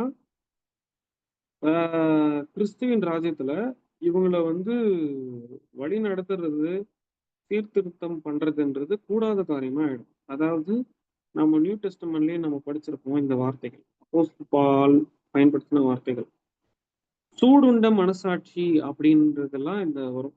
நீங்க ரோமர் புத்தகம், அப்புறம் 1 கொரிந்தியர், 2 கொரிந்தியர், எபேசியர் இந்த மாதிரி புக்ஸ் எல்லாம் படிச்சீங்கன்னா மனசாட்சின்னு சொல்லிட்டு அப்போஸ்தலன் பால் வந்து எப்படியும் ஒரு 50 வாட்டி மேலேயே சொல்லியிருப்பார். ஸோ இந்த மனசாட்சி சூடுண்ட மனசாட்சி ஆயிடுச்சுன்னா தேவனால காப்பாற்ற முடியாது. அதனால என்ன பண்றாங்கன்னா சோதம் அழிச்சிடுறாரு. இதுதான் நடந்திருக்காங்க. அதே மாதிரிதான் இங்க என்ன பண்றாருன்னா, இப்போதைக்கு தேவன் வந்து இந்த கிருபை, அன்பு இதெல்லாம் அப்ளை பண்றதில்ல. வெறும் நீதி மட்டும் தான் செலுத்தின்னு இருக்கிறாரு. அந்த ஆக்ட் பார்க்கும்போது, ஐய்யயோ! குழந்தை மேல கிருபை இல்லையே! ஐய்யயோ! அனிமல் மேல கிருபை இல்லையே! மாறி மாறி ஒருத்தர அடிச்சுக்கிறாங்களே! அப்படிதான் தெரியும். ஆனா வேதமானவர்களா ஒரு புது சிருஷ்டியா நாம எப்படி இந்த சமுதாயத்த பார்க்கணும்னா, அதுவும் இஸ்ரேல மையப்படுத்தி எப்படி பார்க்கணும்னா, அதுவும் சங்கீதம் 83 வச்சு பார்க்கணும்னா, அதுவும் எசேக்கியேல் 38வது அதிகாரம், 39வது அதிகாரம், நீங்க கோட் பண்ண ரெவலேஷன் 20வது அதிகாரம் வச்சுலாம் எப்படிதான் பார்க்கணும்னா, இஸ்ரேல் ஜனங்களுக்கு அட்ரஸ் இல்லாம அலைஞ்சுன்னு இருக்கிறாங்க. அவங்களுக்கு ஒரு அட்ரஸ் குடுக்கணும். அவங்களுக்கு ஒரு இடத்த குடுக்கணும். அதுதான் பெட்டாடிக்வா. அங்கிருந்து டெவலப் பண்ணணும். இன்னும் அவங்களுக்கு சேர வேண்டிய நிலம்லாம் இருக்குது. காசா கொஞ்சம் இருக்குது. பாலஸ்தீன் வந்து கொஞ்சம் இருக்கிறாங்க. அவங்களெல்லாம் அப்புறப்படுத்தணும். ஃபுல்லா வந்து Saul kingdom, David kingdom, Solomon kingdom, அதுக்கப்புறம் செதேக்கியா வரையும் எப்படி அந்த ஒரு பெர்ஃபெக்ட் மேப்போட அவங்க இருந்தாங்களோ, அவங்க ஆளுங்கலாம் அதுல இருக்கணும். அதெல்லாம் வரணும். இன்னும் யுஎஸ்லயே பார்த்தீங்கன்னா, ஆ 90,00,000 90,00,000 கிட்ட இவங்க தான் இருக்கிறாங்க ஜூஸ். இவங்கலாம் வரணும். இன்னும் மேக்ஸிமம் எல்லாம் வந்துட்டாங்க.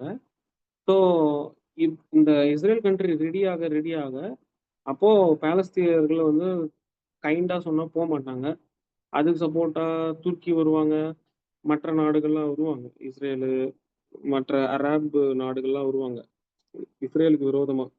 வேற இவங்க எங்கிருந்தோ வந்து திடீர்னு ஒரு கண்ட்ரிய ஃபார்ம் பண்றாங்களேன்னா வந்து அவங்களுக்கு வந்து அவங்க சைடு பார்த்தா நியாயமான கோவம் மாரி தெரியும். அது வந்து எப்படி பண்ணுவாங்கன்னா, குழந்தைங்கலாம் சாவுதே, பட்டினியா சாவுதே, ஐய்யய்யோ! அப்படின்னு வந்து இந்த மீடியால வந்து பயங்கரமா ஃபோக்கஸ் பண்ணுகிறாங்க. அது கிருபை கிடைக்கணும்னுக்காக. பாவம் அதாவது நாங்க ரொம்ப பாவம் அப்படின்னு அனுதாபம் கிடைக்கிறதுக்காக ரொம்ப ஃபோக்கஸ் பண்ணுகிறாங்க மீடியாக்காரங்க. அது மூலியமா அனுதாபத்த தேடிக் கொள்வதற்காக. ஆனா தேவன் சைடு பார்த்தீங்கன்னா, அவர்களுக்கான இடத்த தான் வந்து குடுத்துட்டு இருக்கிறாரு. இந்த பிளான் வந்து புது சிருஷ்டிய தவிர யாருக்குமே தெரியாது. நீ போய் சங்கீதம் 83 படிப்பா. சங்கீதம் அப்புறம் எசேக்கியேல் 38, 39 அப்புறம் ரெவலேஷன் அ படி. அப்படி படிச்சோம்னா, என்னுடைய பிளான் வந்து நான் சொல்லியிருக்கிறேன். புது சிருஷ்டிகளுக்கு சொல்லியிருக்கிறேன். அதெல்லாம் நீங்க படிங்க. இதுதான் நான் பண்ணிட்டு இருக்கிறேன். நான் வந்து பா அ கிருபை காமிக்காம, அன்பு காமிக்கலாம்னு நான் பண்ணல. இப்போதைக்கு அப்படி படிக்கும்போது என்னதான் தெரியுதுன்னா, தேவன் நீதி தான் காமிச்சிருக்காருன்னு தெரியுது. அவர்களுடைய இடத்த தான் அவர வந்து சரி பண்ணிட்டு இருக்கிறாரு. கூட்டி சேர்த்துட்டு இருக்கிறாரு. இஸ்ரேல் ஜனங்கள ஒரு ஃபார்முக்கு கொண்டு வந்துட்டு இருக்கிறாரு. எல்லாருமே திரும்பி பார்க்கக்கூடிய ஒரு ஒரு வெளிச்சமா, ஒரு மகிமையா வந்து அத ஒரு பரிசுத்த நகரமா வந்து மாத்திட்டு இருக்கிறாரு. ஸோ இந்த இது ஃபுல்லா கம்ப்ளீட் ஆகணும்.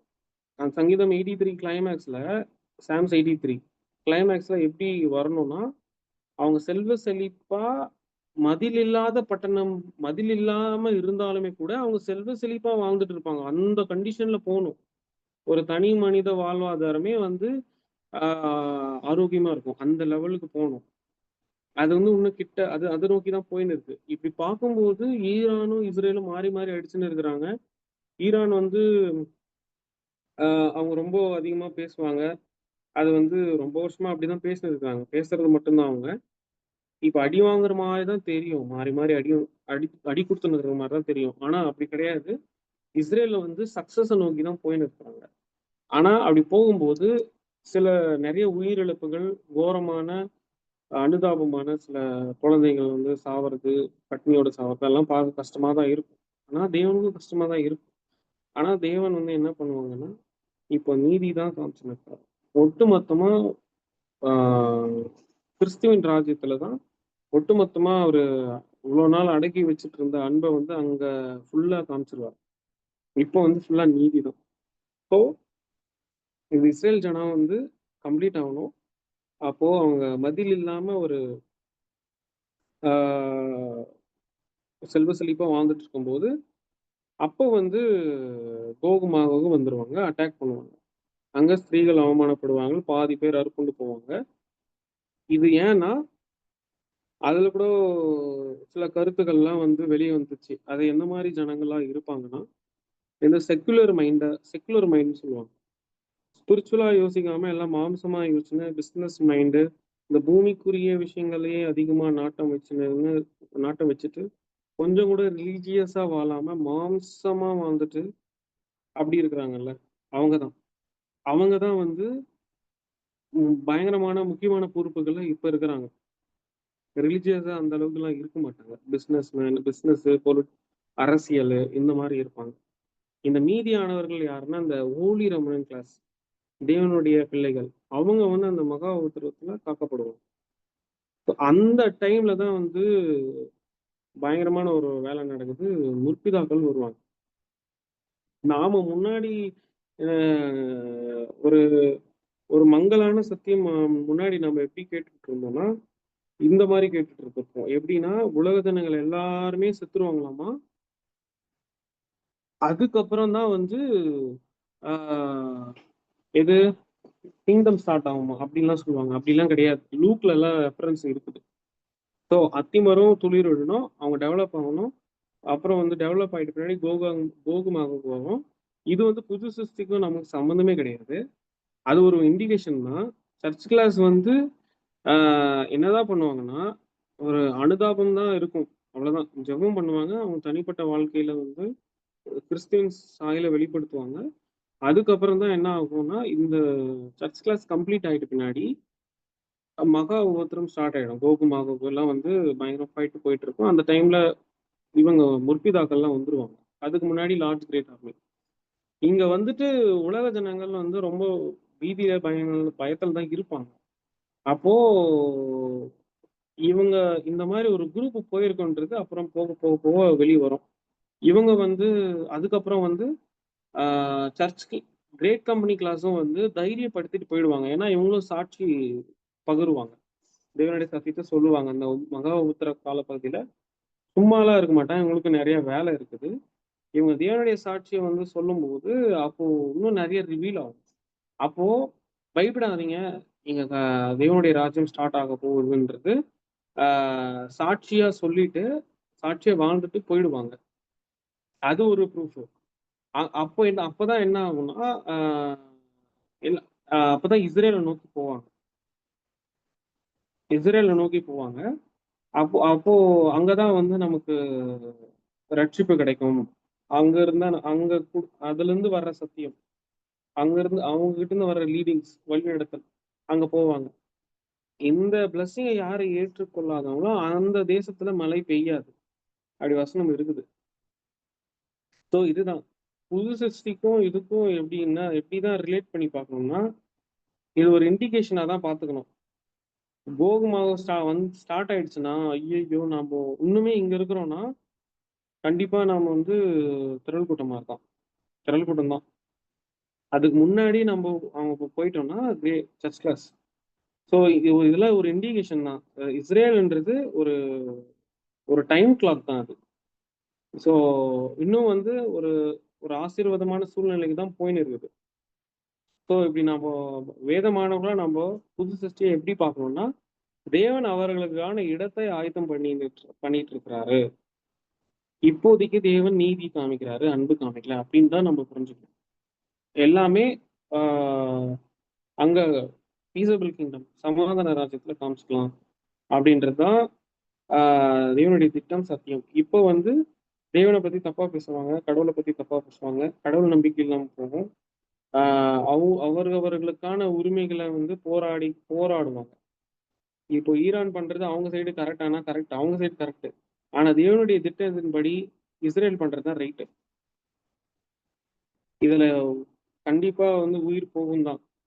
ஆனா தேவன் இப்போதைக்கு நீதி தான் செலுத்துறாரு. இதுதான் என்னுடைய கருத்து சிஸ்டர். Thank you brother.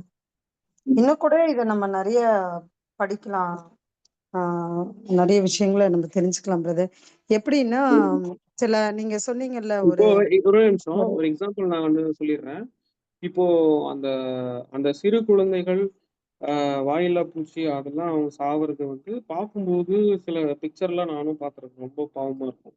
ஆனா இதே சம்பவம் தான் ஓல்ட் டெஸ்டமெண்ட் லிட்டரலா பண்ண சொல்லியிருக்கிறார் தேவன். தாவீது லிட்டரலா போய் அழிச்சிட்டு வந்திருக்கிறார். சவுலும் போய் அழிச்சிட்டு வந்திருக்கிறாரு. ஆனா சில ஆடு மாடுலாம் கொழுமையானலாம் எடுத்துட்டு வந்துட்டாரு. ஏன் வந்து ஆடு மாடுகள் கொழுமையானதெல்லாம் எடுத்துட்டு வரக்கூடாது? அந்த சின்ன சின்ன பசங்க தானே, அவங்களும் கூட்டிட்டு வந்து நாம வளர்க்கலாம் அப்படின்னு வந்து ஏன் வந்து தேவன் வந்து இன்ஸ்ட்ரக்ஷன் கொடுத்திருக்கிறாருன்னா, அதுல ஒரு ஒரு சுவாரஸ்யமான ஒரு விஷயம் இருக்கு. ஏன்னா அப்படி கொடுமையான விஷயங்கள் அவங்களோட பிள்ளைகள் எல்லாமே சின்ன சின்ன பிள்ளைகள் எல்லாமே கொண்டு வந்துட்டா என்ன ஆயிடும்னா, அவங்க நம்மள கெடுத்துட்டுருவாங்க. எப்படின்னா, அவங்க புறஜாதி மார்க்கமா அவங்கள வளர்த்து வச்சிருப்பாங்க. புறஜாதி ஸ்டைல்ல வந்து அவங்க ஆடு, மாடுகள ட்ரெயின் பண்ணியிருப்பாங்க. புரியுதுங்களா? ஸோ, அத வந்து இங்க கரெக்ட் பண்ணிடக்கூடாதுக்காக தான் தேவன் வந்து என்ன பண்ணிடுவாருன்னா, ஒட்டுமொத்தமா அழிச்சுருவாரு. இதுதான் வந்து இங்க நடந்துட்டு இருக்கு. ஏன்னா, இஸ்ரேல்லயும் அதான் நடந்துட்டு இருக்கு. இப்ப இஸ்ரேல்ல பாலஸ்தீனர்களும், பாலஸ்தீனும், இஸ்ரேலும் ஒண்ணா இருந்தா செட் ஆகாது. குடைச்சல் குடுத்துட்டே இருப்பாங்க. அதனால தான் தேவன் வந்து இங்க மிகப்பெரிய ஜீனோசைடு பண்ணின்னு இருக்கிறார். ஜீனோசைடுன்னா, ஒரு இனத்த அப்படியே வந்து அழிக்கிறது, அப்புறப்படுத்துறது. அ இது ரீசன் வந்து இது ஒரு ஒன் ஆஃப் த ஒரு புரிந்து கொள்வதற்காக தான் இது சொன்னேன் நானு. ஏன் வந்து தேவன் ப குழந்தையும் பார்க்காம, அ அந்த அனிமலும் பார்க்காம அழிக்கிறாருன்னா இதுதான் ரீசன். அவங்க இஷ்டத்துக்கு ட்ரெயின் பண்ணியிருப்பாங்க. இங்க வந்தா இங்க கரெக்ட் ஆயிடும். இதுதான் ரீசனே. வேற எதுவுமே கிடையாது.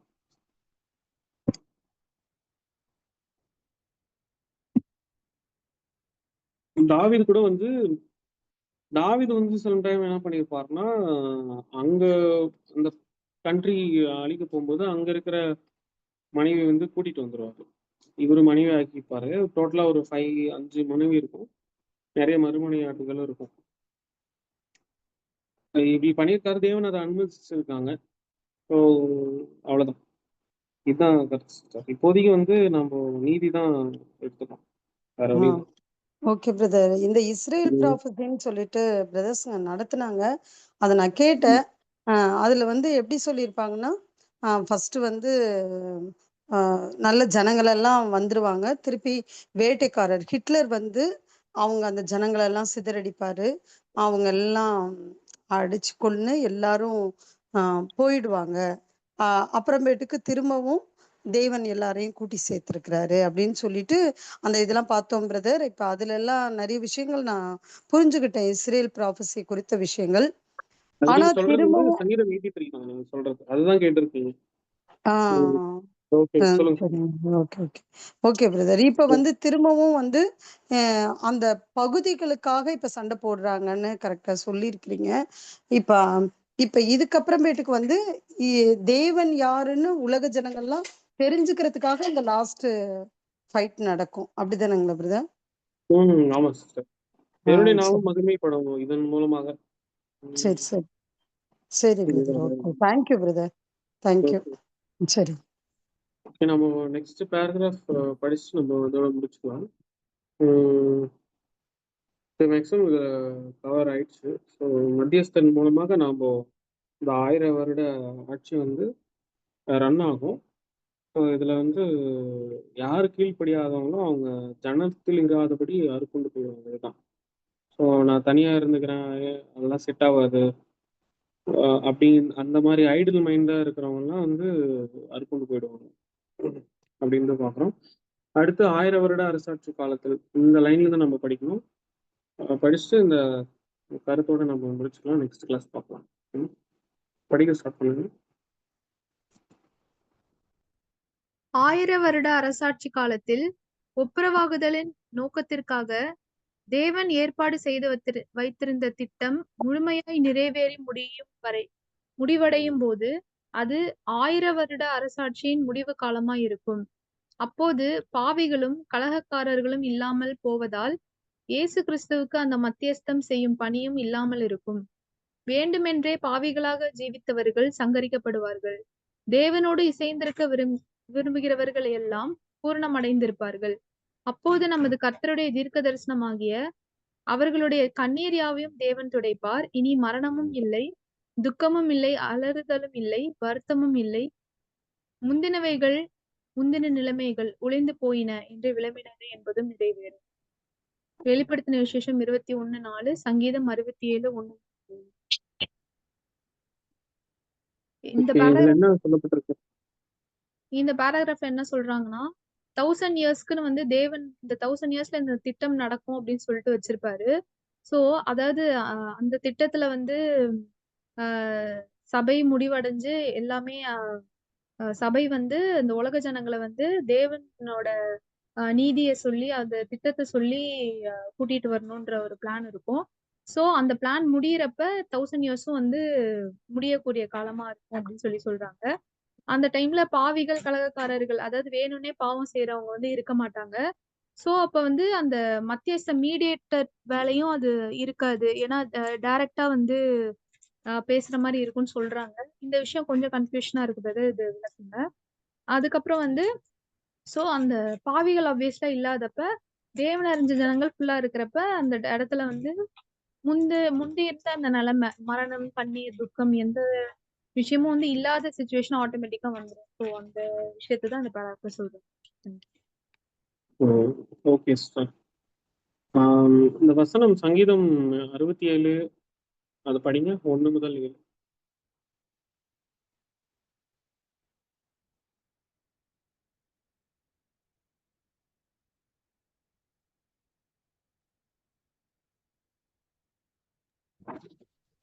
தேவனே பூமியில் உம்முடைய வழியும் எல்லா ஜாதிகளுக்குள்ளும் உம்முடைய இரட்சணியமும் விளங்கும்படியாய் தேவரீர் எங்களுக்கு இறங்கி எங்களை ஆசீர்வதித்து உம்முடைய முகத்தை எங்கள் மேல் பிரகாசிக்க பண்ணும்.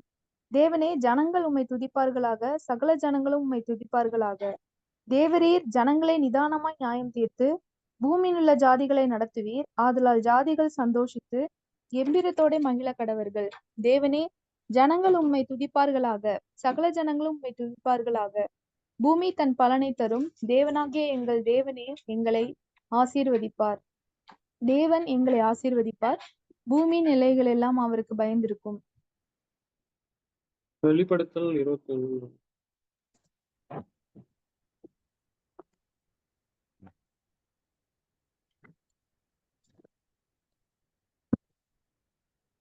ஓகே. அவருடைய கண்ணீர் யாவையும் தேவன் துடைப்பார். இனி மரணமும் இல்லை, துக்கமும் இல்லை, அழுகுதலும் இல்லை, வருத்தமும் இல்லை. முந்தினவைகள் ஒளிந்து போயின என்று விளம்பரம். ஸோ இதேதான் இந்த வசனங்கள் வைத்து இந்த பேராகிராஃப் வந்து பிரசன்னர் வந்து டிஸ்கிரைப் பண்ணியிருக்காரு. ஸோ தேவனுடைய திட்டம் வந்து ஆல்ரெடி திட்டம் பண்ணி வச்சிருக்காரு. அந்த திட்டத்தின்படி நடந்துட்டு இருக்கு. ஸோ அது வந்து கம்ப்ளீட்டும் ஆக போகுது. அந்த கிளைமேக்ஸ் சீன்ல வந்து பாவிகள் கலகக்காரர்கள் இல்லாம போயிடுவாங்க. அதுக்கப்புறம் கம்ப்ளீட்டா வந்து எவர் லாஸ்டிங் வந்து ஜனங்கள் வந்து அந்த செம்மறி ஆடு வந்து யுகா யுகத்துக்கு போயிடுவாங்க. ஸோ அந்த டைம் அவங்களுக்கு வந்து அந்த மாதிரி ஜனங்களுக்கு வந்து மரணம் இருக்காது, துக்கம் இருக்காது, அலறுதல் இருக்காது, வருத்தம் இருக்காது. பழசெல்லாம் முந்தினவைகள் எப்படி பழைய சிஸ்டம் எப்படி நம்ம கஷ்டப்பட்டுட்டு இருந்தோமோ அதெல்லாம் இல்லாம கம்ப்ளீட் எவர் லாஸ்டிங் ஒரு ஜாய்க்குள்ள போயிடுவாங்க. ஸோ இங்க வந்து இந்த கடைசி பகுதிக்கு வரும்போது அந்த டைம்ல இப்படி எப்படி கொடுத்துருக்கோம்னா கடைசி காலம் அந்த 1000 வருட அரசாட்சி முடிவு காலமா இருக்கும். அந்த காலப்பகுதியில என்ன பண்ணுவாங்கன்னா ஏதேன் தோட்டத்துல நம்ம ஒரு எக்ஸாம்பிள் எடுக்கலாம். ஏதேன் தோட்டத்துல எப்படி ஆதாம் ஏவாள் ஆடம் அண்ட் ஈவ் வந்து ஒரு பர்ஃபெக்ட் கண்டிஷன்ல இருக்கும்போது சின் பண்ணாம ஒரு பர்ஃபெக்ட் கண்டிஷன்ல இருக்கும்போது எப்படி தேவன் வந்து ஆதாம் ஏவாள் கூட சஞ்சரித்து கொண்டிருந்தாங்களோ பேசி கொண்டிருந்தாங்களோ அந்த அது அது லிட்டரலா வந்து பேசிட்டு இருந்திருக்கிறாங்க. அதாவது தேவன் வந்து ஆதாம் ஏவாள் கிட்ட பேசிக்கிட்டு இருந்தாங்க. அந்த சம்பாஷணை இருந்திருக்கு. ஸோ பேசிட்டு இருக்கும்போது அந்த எப்படி அந்த பரிபூர்ண சரீரத்துல பர்ஃபெக்ட் மைண்டு பர்ஃபெக்ட் சரீரத்துல இருந்தாங்களோ அதே மாதிரி மத்தியஸ்தர ஆளுகை எல்லாம் முடிஞ்சு. ஏன்னா இங்க வந்து சமாதான ராஜ்யத்துல அவங்களுக்கு ட்ரூத்னா என்னன்னு தெரியாது, எப்படி வாழணும்னு தெரியாது, இஷ்டத்துக்கு வாழ்ந்திருப்பாங்க, எண்ணம் போல் ஒரு வாழ்க்கையெல்லாம் பேசிட்டு சொல்லிட்டு இருக்கிறாங்க. ஸோ இந்த மாதிரி ஐடியாலஜிஸ் எல்லாம் வாழ்ந்திருப்பாங்க. இவங்களை டோட்டலா வந்து மாத்தணும் சமாதான ராஜ்யத்துல. அப்போதான் வந்து மத்தியஸ்தர ஆளுகை தேவைப்படுது. ஆண்டவராகிய இயேசு கிறிஸ்து, சர்ச் கிளாஸ். இவங்க தான் வந்து மத்தியஸ்தரா இருப்பாங்க. இவங்க சொல்ற ட்ரூத் தான் ட்ரூத். இவங்க சொல்ற லைஃப் தான் லைஃப். இதை வந்து இவங்க ஃபாலோ பண்ணணும். ஏன்ஷியன் ஒர்த்திஸ் மூலமாக டீச்சிங்ஸ் போகும் உலக ஜனங்களுக்கு.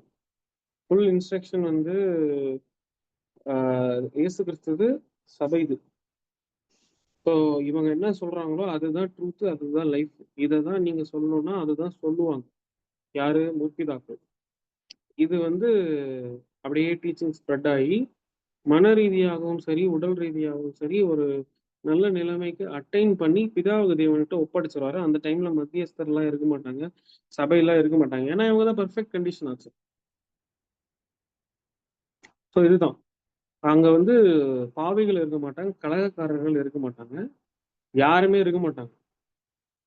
ஸோ அந்த இடத்துல வந்து மத்தியஸ்தன் ஆளுகை தேவை கிடையாது. ஏன் கிடையாதுன்னா, அந்த கிளைமேக்ஸ் சீன்ல வந்து அந்த தேவனுடைய திட்டம், தேவனுடைய ராஜ்யம், கிறிஸ்துவின் ராஜ்யம் வந்து அந்த முடிவடையும் போதுன்றதுன்னா அந்த இடத்துல ஒரு கொஞ்ச காலம் வந்து தேவன் ஒதுக்குறாரு.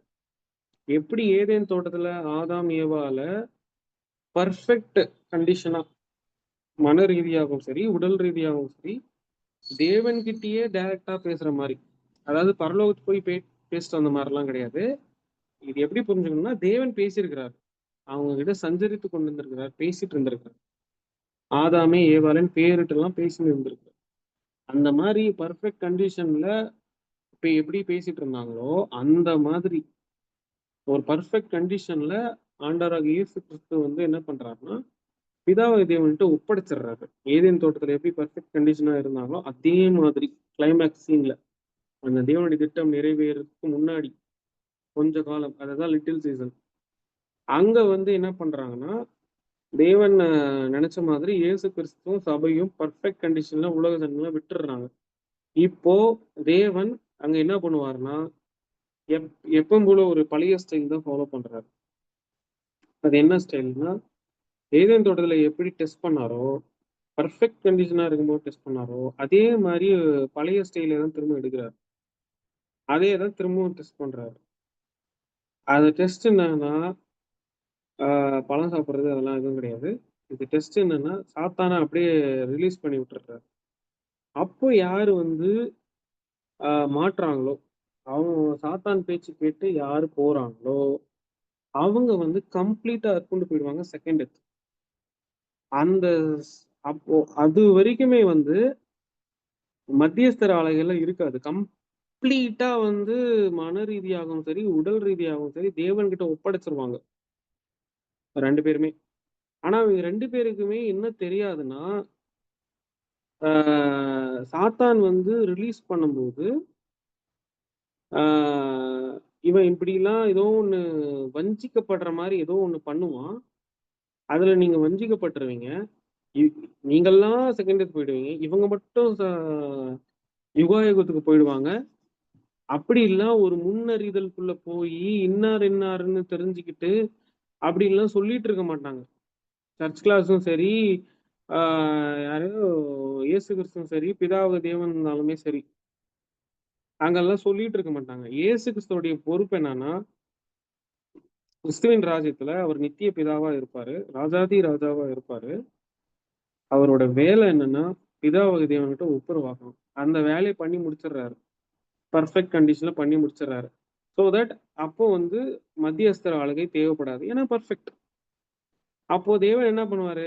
பர்ஃபெக்ட் கண்டிஷனை நான் டெஸ்ட் பண்ணணும் அப்படின்னு ஆசைப்படுறாரு. அப்பதான் சாத்தான ரிலீஸ் பண்றாரு. அவன் ஏதோ வஞ்சிக்கப்படுறான். வஞ்சிக்கப்பட சூழ்நிலையை கிரியேட் பண்றான். ஏதோ ஒண்ணு பண்ணி ஏமாத்துறான். அதுல வந்து ஒரு வஞ்சனையை தான் கொண்டு வரான். அந்த வஞ்சனையை வந்து அதுல வந்து விழுந்துடுறாங்க, மாட்டிடுறாங்க, வேணும்னே போய் விழுந்துடுறாங்க. வேணும்னே வந்து சாத்தான் சொன்ன பேச்சை கேட்டு பரிசுத்த நகரத்தை வளைச்சிடுறாங்க. தேவனுக்கு விரோதமாக திரும்பிடுறாங்க. நீதிக்கும் தீமைக்கும், நன்மைக்கும் தீமைக்கும் கடைசி ஒரு போர் நடக்குது. அதுல தேவன் ஃபுல்லா அழிச்சிடுறாரு. அதுக்கப்புறம் அந்த செம்மறி ஆடு யுகாயுகத்துக்கு போயிடுது. அப்போ யாருமே தேவை கிடையாது. மத்தியஸ்தர் தேவை கிடையாது, சபை தேவை கிடையாது, முற்பிதாக்கள் தேவை கிடையாது. ஸோ அவங்க தான் சத்தியத்துல பெர்ஃபெக்ட் ஆயிடுறதுனால தேவன் வந்து அவங்க அங்க போயிடுறாங்க. செம்மறியாடுக்கு அங்க போயிடுறாங்க. இது வந்து தேவன் தெரிஞ்சுக்க விரும்பல, இயேசு கிறிஸ்துவும் தெரிஞ்சுக்க விரும்பல, சபையும் தெரிஞ்சுக்க விரும்பல. சப்போஸ் தெரிஞ்சிருந்தா கூட முன்னாடியே சொல்லிடுவாங்க. இந்த மாதிரி சாத்தான் செகண்ட் டெத்துன்னு ஒண்ணு இருக்குதுன்றது இந்த சமாதான ராஜ்யம் ஸ்டார்ட் ஆகி வாழ்ந்துட்டு இருக்கும் போதே அவங்களுக்கு சத்தியம் ஷேர் ஆயிடும். தேவனுடைய திட்டத்துல செகண்ட் டெத்துன்னு ஒண்ணு இருக்குப்பா அப்படின்றதெல்லாம் ஷேர் ஆயிடும். அதெல்லாம் தெரியும். செகண்ட் டெத்துன்னு ஒண்ணு இருக்குன்றதெல்லாம் நல்லாவே தெரியும் உலக ஜனங்களுக்கு. ஆனா சாத்தான் வந்துட்டு அந்த கொஞ்ச காலத்துல சாத்தான் வந்துட்டு என்ன வந்தனை கொடுக்க போறான் அப்படின்றதெல்லாம் தேவனும் தெரிஞ்சுக்க விரும்பல, இயேசு கிறிஸ்துவும் தெரிஞ்சுக்க விரும்பல, சபையும் தெரிஞ்சுக்க விரும்பல. தெரிஞ்சுக்கிட்டாங்கன்னா சொல்லிடுவாங்க. இதுதான் அந்த ஃபோர் நாலேஜ் குறித்து வந்து மிகப்பெரிய விவாதம் வந்து ஒரு சில சகோதரனால தான் வந்து இந்த ஒரு குளறுபடி போயிட்டு இருக்கு. வேதத்தின்படி ரசல் வேற சொன்ன ஆலோசனைபடிலாம் வந்து எக்ஸாக்டா நான் கிளியரா இருக்கேன். ஓகேவா? நான் கிளியரா இருக்கேன். நாங்க கிடையாது. நான் கிளியரா இருக்கேன். ஸோ தேவன் தெரிஞ்சா சொல்லிடுவாங்க. தேவன் தெரிஞ்சுக்க விரும்பல. இதுதான் அங்க நடக்குது. அங்க வந்து மத்தியஸ்தர ஆளுகை இல்ல. ஏன்னா கம்ப்ளீட் ஆயிட்டாங்க. கம்ப்ளீட் பெர்ஃபெக்ட் கண்டிஷன் போயிடுவாங்க. ஸோ தட் தேவன் நினைச்ச மாதிரி நடந்துரும். அதனால வந்து கைட் பண்ணணும்னு அவசியம் கிடையாது. அவங்களுக்கே தெரியும் எப்படி வாழணும், எப்படி தேவன்கிட்ட பிஹேவ் பண்ணணும் அப்படின்னு. ஸோ இதுதான் இங்க சொல்ல வர்றாங்க. ஸோ அதே மாதிரிதான் இங்கேயும் வந்து முன்னறிதல்ன்றது பார்க்கும்போது எக்ஸசைஸ் பண்றதுக்கு தேவனுக்கு கெப்பாசிட்டி இருந்தும் அவர் வந்து விருப்பப்படல. இதுதான் இதுதான் நம்ம புரிஞ்சுக்கணும். ஸோ வால்யூம் 6ல இருக்கு. ஏன்னா நம்ம சௌரியத்துக்கெல்லாம் வால்யூம்ஸ் 9ல இருக்காது. அதாவது புரியுதுங்களா? நம்ம சௌரியத்துக்கு நம்ம மைண்ட்ல நிறைய யோசனை இருக்கும் பாத்தீங்களா? நம்ம சௌரியத்துக்கெல்லாம் வந்து ரசூல் பிரதர் வால்யூம்ஸ் எல்லாம் லைன்ஸ்ல இருக்காது. தேவன் கொடுத்த சத்தியம் அவர் அது வால்யூம்ஸ்ல எழுதியிருக்காரு. அவ்வளவுதான். பிரதர் தேவனுடைய ஒரு டவுட் சௌரியத்தின்படி இதுல. எழுதியிருக்காரு. இப்போ அவ்வளவுதான். இப்போ அவ்வளவுதான். வந்து கடைசியா சாத்தான் வந்து என்ன பண்ணுவான்னு சொல்லிட்டு தேவனுக்கு தெரிஞ்சிருந்தா சொல்லியிருப்பாருன்னா யார்கிட்ட சொல்லியிருப்பாரு? அஹ் உலக அதாவது ஜனங்க சொல்லியிருப்பாங்க. அப்ப சொல்லியிருந்தா அவங்க உஷாரா இருக்க மாட்டாங்களா? அது ஒரு டெஸ்ட் மாதிரியே இருக்காதே. அப்படி கிடையாது. இப்போ முன்னாடி வந்து ஆஹ் ஆதாம் ஏவாள் வந்து பர்ஃபெக்ட் கண்டிஷன்ல இருக்கும்போது இது புசிக்கும் நாளிலே சாகவே சாகவாய் அப்படின்னு சொல்லிட்டாரு. அதே மாதிரிதான் உலக ஜனங்களுக்கு வந்து இந்த மாதிரி வந்து செம்மறி ஆடு ஒரு குரூப் வந்து யுகா யுகத்துக்கு போகும். செகண்ட் டெத்துன்னு ஒண்ணு இருக்கு.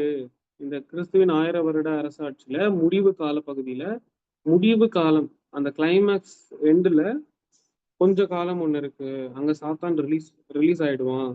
அங்க ஒண்ணு செகண்ட் டெத் ஒண்ணு இருக்கு. செகண்ட் டெத் வகுப்பார் அங்க போயிடுவாங்க. செம்மறி செம்மறி வகுப்பார் அங்க போயிடுவாங்க.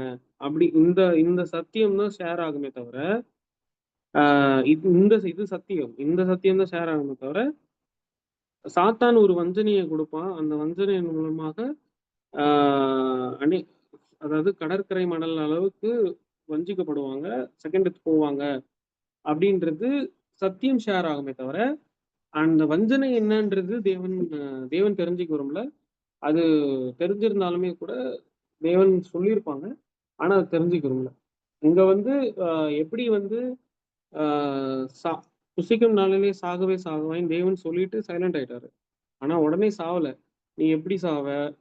ஆஹ் அதாவது தாயின் வந்து ஆபேல கொன்றுவான். இதெல்லாம் வந்து தேவன் எல்லாம் சொல்லிட்டு இருக்க மாட்டார். உனக்கு முன்னாடி வந்து நன்மை இருக்கு, தீமை இருக்கு. உனக்கு நான் எல்லாமே சொல்லி கொடுத்துட்டேன். நீதியின்படி வாழ்றது எப்படின்னு சொல்லி கொடுத்துட்டேன். வசனம் அப்படிதான் இருக்கு. என் பரிசுத்த பர்வதெங்கும் தீங்கு செய்வாரும் இல்லை, கேடு செய்வாரும் இல்லை. அந்த வசனம் சமாதான ராஜ்யத்துல பொருந்ததுன்னா அப்போ அவங்களுக்கு எல்லா சத்தியம் தெரியும்னு அர்த்தம். மனிதனா வந்து பூமியில எப்படி தேவனுக்கு பயந்து கீழ்ப்படிந்து நடக்கணுன்றது எல்லா டீட்டெயில்ஸும் எல்லா சத்தியமும் தெரியுது.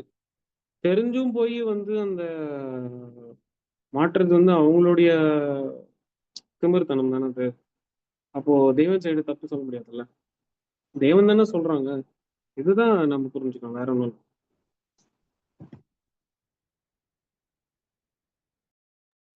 இந்த ஏவாள் எப்படி வஞ்சிக்கப்பட்டாங்களோ அவங்களுக்கு தெரியும். ஆதாம் நெறைய சொல்லியிருப்பாரு.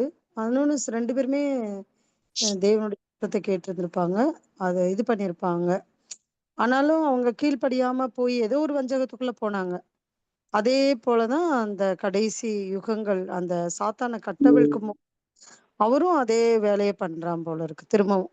அந்த வேலை ஆமா. பண்ணும்போது கோடான கோடி ஜனங்கள், கணக்கிலமான ஜனங்கள் அவன் பின்னாடி போகும்போது ஒரு ஸ்பெஷலான ஒரு அக்கினி வந்து அத்தன பேரையும் அ போகுது. அதான் 2ஆம் மரணம். ஆ ஆமா. அவ்வளவு. ஆ அப்போ யுகாயுகங்களுக்கும் தேவனுடைய சத்தியத்த உண்மையிலே கீழ்ப்படுகிறவங்க, தேவனுடைய சத்தத்த கேட்கிறவங்க, ஆ பூமியில நல்ல ஆசீர்வாதமா வாழ்வாங்க. அந்த ஆதாம் காலத்துல வாழ்ந்தவங்க மாரி.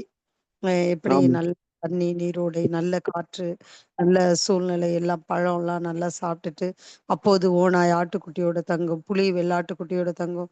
இந்த என் பரிசுத்த பர்வதமெங்கும் தீங்கு செய்வாரும் இல்லை, கேடு செய்வாரும் இல்லை. அப்படின்ற ஒரு காலம் அதுக்கப்புறம் வரும் போல இருக்கு. ம். சரி. ஆமா. இந்த தேங்க்ஸ். இந்த வசனம் வந்து யுகாயுகத்துல பொருந்தாது. அப்பயும் பொருந்தும் தான். ஆனா இது வந்து இப்பயே பொருந்திடும் அது. மகா ம். உபத்திரவ காலம் முடிஞ்சு முற்பிதாக்கள் மூலியமாக சத்தியங்கள் போக போக பரிபூரணத்தை அடையும் போது அப்பவே அது பொருந்திடுது. என் பரிசுத்த ம். பர்வதம் தீங்கு செய்வாரும் இல்லை, கேடு செய்வாரும் இல்லை. சோ இது வந்து இப்பயே பொருந்திருக்கு. கிறிஸ்டின் ராஜ்யத்துல. இப்போ ஜூடாஸ் காரியத்தும் வந்து ஆஹ் இவர் வந்து கூப்பிடும்போது நல்ல எண்ணத்தோட தான் கூப்பிட்டுருக்கிறாரு பிதாவு. ஏன்னா தேவன் சைடுல வந்து நல்ல எண்ணத்தை தான் கூப்பிடுறாரு, கெட்ட எண்ணம் அப்படிலாம் வராது. தேவன் கூப்பிட்டாலே ஒரு நல்ல நோக்கத்தோட ஒரு ஜீவனுக்கு போற நோக்கத்துக்கு தான் கூப்பிடுவாரு. அந்த மாதிரிதான் ஜூடாஸ் காரியத்தும் கூப்பிட்டுருக்கிறாரு. அப்படி முன்னாடியே தெரிஞ்சுக்கிட்டாருன்னா ஜூடாஸ கூப்பிட்டுருக்க மாட்டாரு, வேற யாராவது கூப்பிட்டுருப்பாரு. இதுல இருந்தே தெரியுது நமக்கு ஈஸியா வந்து நம்ம சிம்பிளா புரிய வைக்கலாம். தேவன் வந்து தெரிஞ்சுக்க விரும்பல, ஆனா வல்லமை இருக்குது, தெரிஞ்சுக்க விரும்பல அப்படின்ட்டு ஈஸியா புரிஞ்சுக்கலாம். ஏன்னா ஜூடாஸ் காரியத்தை வந்து சூஸ் பண்ணும்போது தேவன் ஃபியூச்சர் தெரிஞ்சுக்கல. இவரோட தனிப்பட்ட ஃபியூச்சர் எப்படி இருக்குன்றது தெரிஞ்சுக்கல. சப்போஸ் தெரிஞ்சிருந்தா கூப்பிடாம கூட இருந்திருக்கலாம். பீட்டர் வந்து மறுதளிச்சிருவாரு அப்படின்னு வந்து முன்னாடியே தெரிஞ்சுக்கிட்டாருன்னா கூப்பிடாம கூட இருந்திருக்கலாம். மேபி கூப்பிடாம கூட இருந்திருக்கலாம். இது வந்து நம்ம யோசிக்கிறது தாட் தான். ஸோ நீங்க என்ன பண்றாருன்னா அந்த திட்டத்தை கொடுத்துட்டு இந்தந்த இந்தந்த காலப்பகுதியில நான் வந்து சொன்ன மாதிரியே நிறைவேற்றி காமிப்பேன் அப்படின்றது தேவனுடைய ஒரு கெத்து மாதிரி தான். நான் இதை செய்வேன், இதை சொல்லி முடிப்பேன், வேற நான் தேவனாக கர்த்தர் அந்த மாதிரி தான் அது. சூதாஸ் காரியத்திட்ட வந்து ஐயோ நானா உங்களை ம். காமிச்சிருப்பேன், நானா காய்ச்சி கொடுக்குவேன்னும் போது இந்த துணிக்கு யார்கிட்ட கொடுக்குறனோ அவன் தான் அப்படின்னும் போது ஏசு கிறிஸ்துக்கு அவன் தான் தெரியுது. தெரிஞ்சதுனால அவரு அந்த என்ன டைம்ல தான் தெரியுது, முன்னாடி தெரியல. நீ போய் நீ என்ன செய்யணும்னு நினைக்கிறியோ அது போய் நீ சீக்கிரமா செய் அப்படின்னு சொல்றாரு இல்லைங்களா? ஆமா. அந்த ஒரு டைம்ல விஷயம். தான் வந்து தெரிஞ்சுக்கிறார். இதுல மிகப்பெரிய இன்னொரு பாயிண்ட் என்னன்னா, அவரு வந்து சத்தியத்துக்கு வரும்போது, நான் இயேசு கிறிஸ்து காட்டி கொடுக்கறதுக்காக தான் பொறந்தேன். நான் அதுக்காக தான் நான் படைக்கப்பட்டிருக்கேன். அதுக்கு தான் நான் சபைக்கு வரேன். அதுக்கு தான் நான் இயேசு கிறிஸ்து பின்னாடி வந்துட்டு இருக்கிறேன்.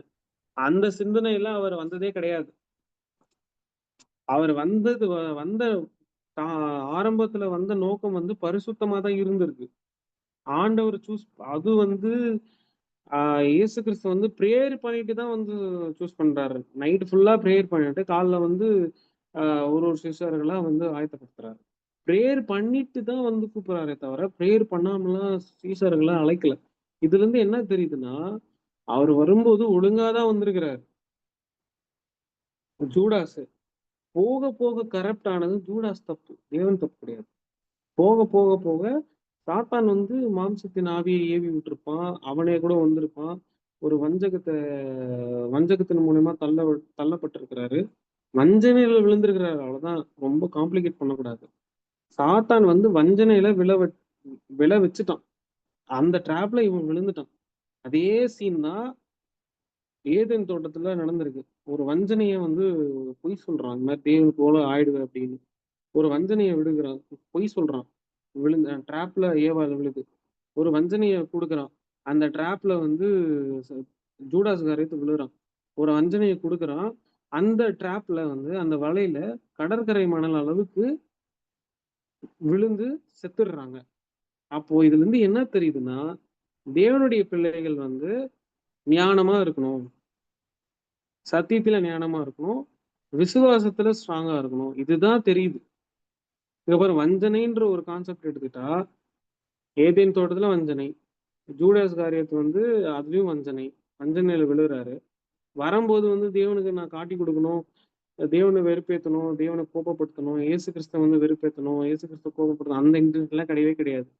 வர வர அப்படியே லைஃப் போக போக வஞ்சிக்கப்பட்டுறாரு, ஆப்போசிட்டா போயிடுறாரு. அப்புறம் ஏன் வந்து அவர் நாண்டுட்டு சாகணும்?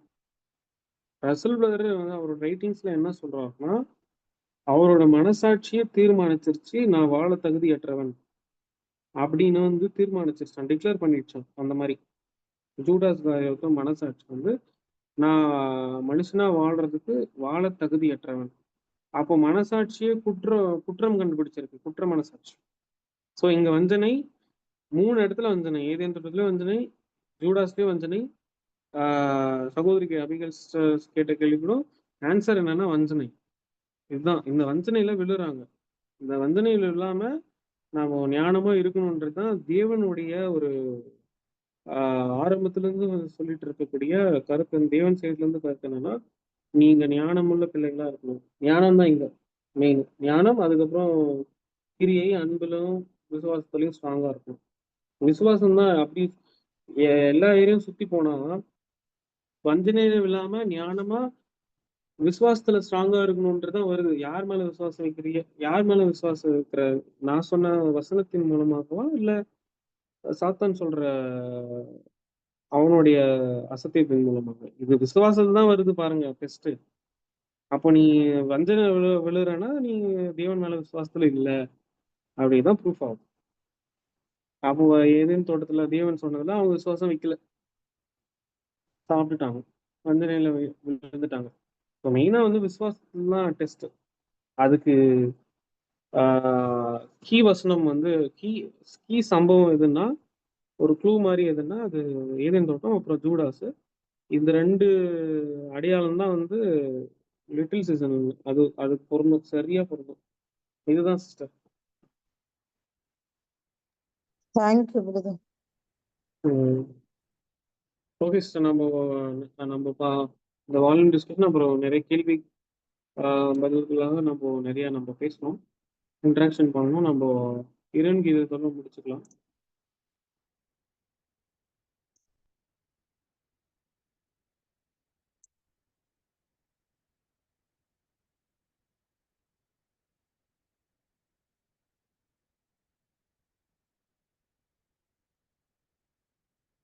சாம் பிரதர் இருக்காங்க, வாசிக்கிறீங்களா?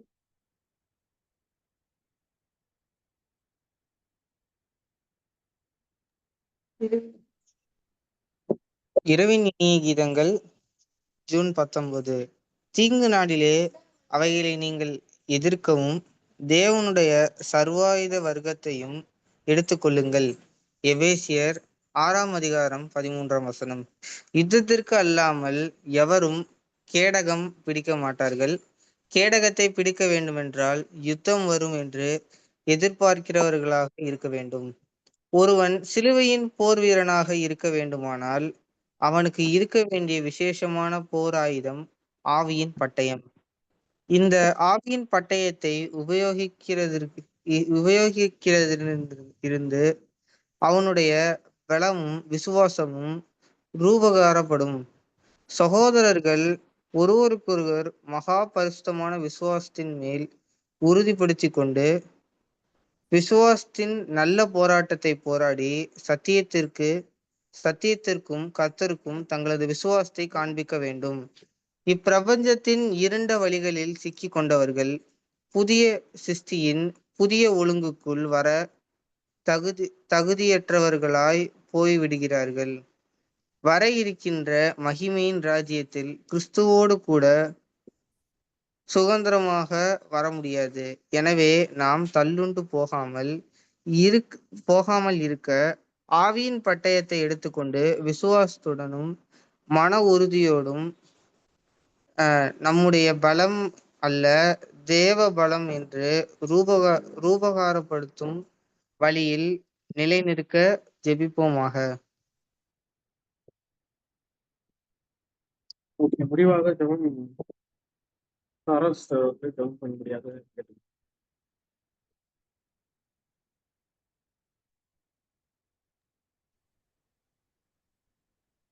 அன்பும் இரக்கமும் நிறைந்ததான தகப்பனே, சேனைகளின் கர்த்தாவே, பண்ட சராசரங்களை படைத்த தேவனே, சகல மண்டலத்தை உண்டாக்கினவரே, இந்த வேலையிலுமாக கூட கர்த்தாவே, இந்த கடைசி காலத்துல சம்பவிக்கக்கூடிய காரியங்களையும் நம்முடைய ஆண்டவரே உம்முடைய குமாரனுடைய ராஜ்யத்துல நடக்க இருக்கிற காரியங்களையும் யுகா யுகத்திற்குள்ளும் நடக்க போகிற காரியங்களையும் குறித்தும் தேவனே நாங்கள் கேட்டோம் ஆண்டவரே, நாங்கள் படித்தோம், நாங்கள் அதை குறித்து சில ஆராய்ச்சிகளை பண்ணினோம். தேவனுக்கு பயந்தவர்கள் அவருடைய சத்தத்தை ஒருவரோடு ஒருவர் பேசிக்கொள்வார்கள் என்று சொல்லப்பட்ட வேத வசனத்தின்படி ஆண்டவரே உம்முடைய சத்தியத்துக்குரிய காரியங்களை நாங்கள் இந்நேரம் வரைக்கும் தியானித்திருக்கிறோம் ஆண்டவரே. ஆண்டவரே எங்களுக்கு இன்னும் மேலும் மேலும் நல்ல ஞானத்தையும் அறிவையும் தந்து இதை குறித்த காரியங்களை இன்னும் தாகத்தோடும் வாஞ்சியோடும் நாங்கள் கேட்டு உம்முடைய சரீரமான அந்த உம்முடைய குமாரனுடைய மனவாட்டியாகவும் உம்முடைய குமாரனுக்கு சரீரமான சபையாக நாங்களும் வந்து சேர்வதற்கு தேவனே எங்களை கூட நீர் தகுதிப்படுத்தும், எங்களை கூட நீர் வழிநடத்தும். சாத்தான் எங்களுக்கு மறைவாய் வைக்கிற கண்ணிகளுக்கும் வலைகளுக்கும் பேராபத்துகளுக்கும் விபத்துகளுக்கும் விலைக்கு பாதுகாத்தலும் எங்களை கூட ஆசீர்வதியும் பலப்படுத்தும். நாங்கள் எங்களுடைய மீட்பை எங்களுடைய கிரீடத்தை நாங்கள் இழந்து போகாதபடி எங்களுக்கு நீர் தர இருக்கிற அந்த பந்தய பொருளுக்காக நாங்கள் இலக்கை நோக்கி ஓட தேவனே எங்களுக்கு உதவி செய்யும், ஆசீர்வதியும் பலப்படுத்தும், தொடர்ந்து வழிநடத்தும். எல்லா துதி கன மகிமை எல்லாம் உமக்கு ஒருவருக்கே செலுத்துகிறோம். மீட்பரும் இரட்சகருமான இயேசு கிறிஸ்துவின் ஒப்பற்ற நாமத்தில் தயவோடும் தாழ்மையோடும் கெஞ்சி கேட்கிறோம், ஜீவனுள்ள எங்கள் நல்ல தகப்பனே. ஆமேன்.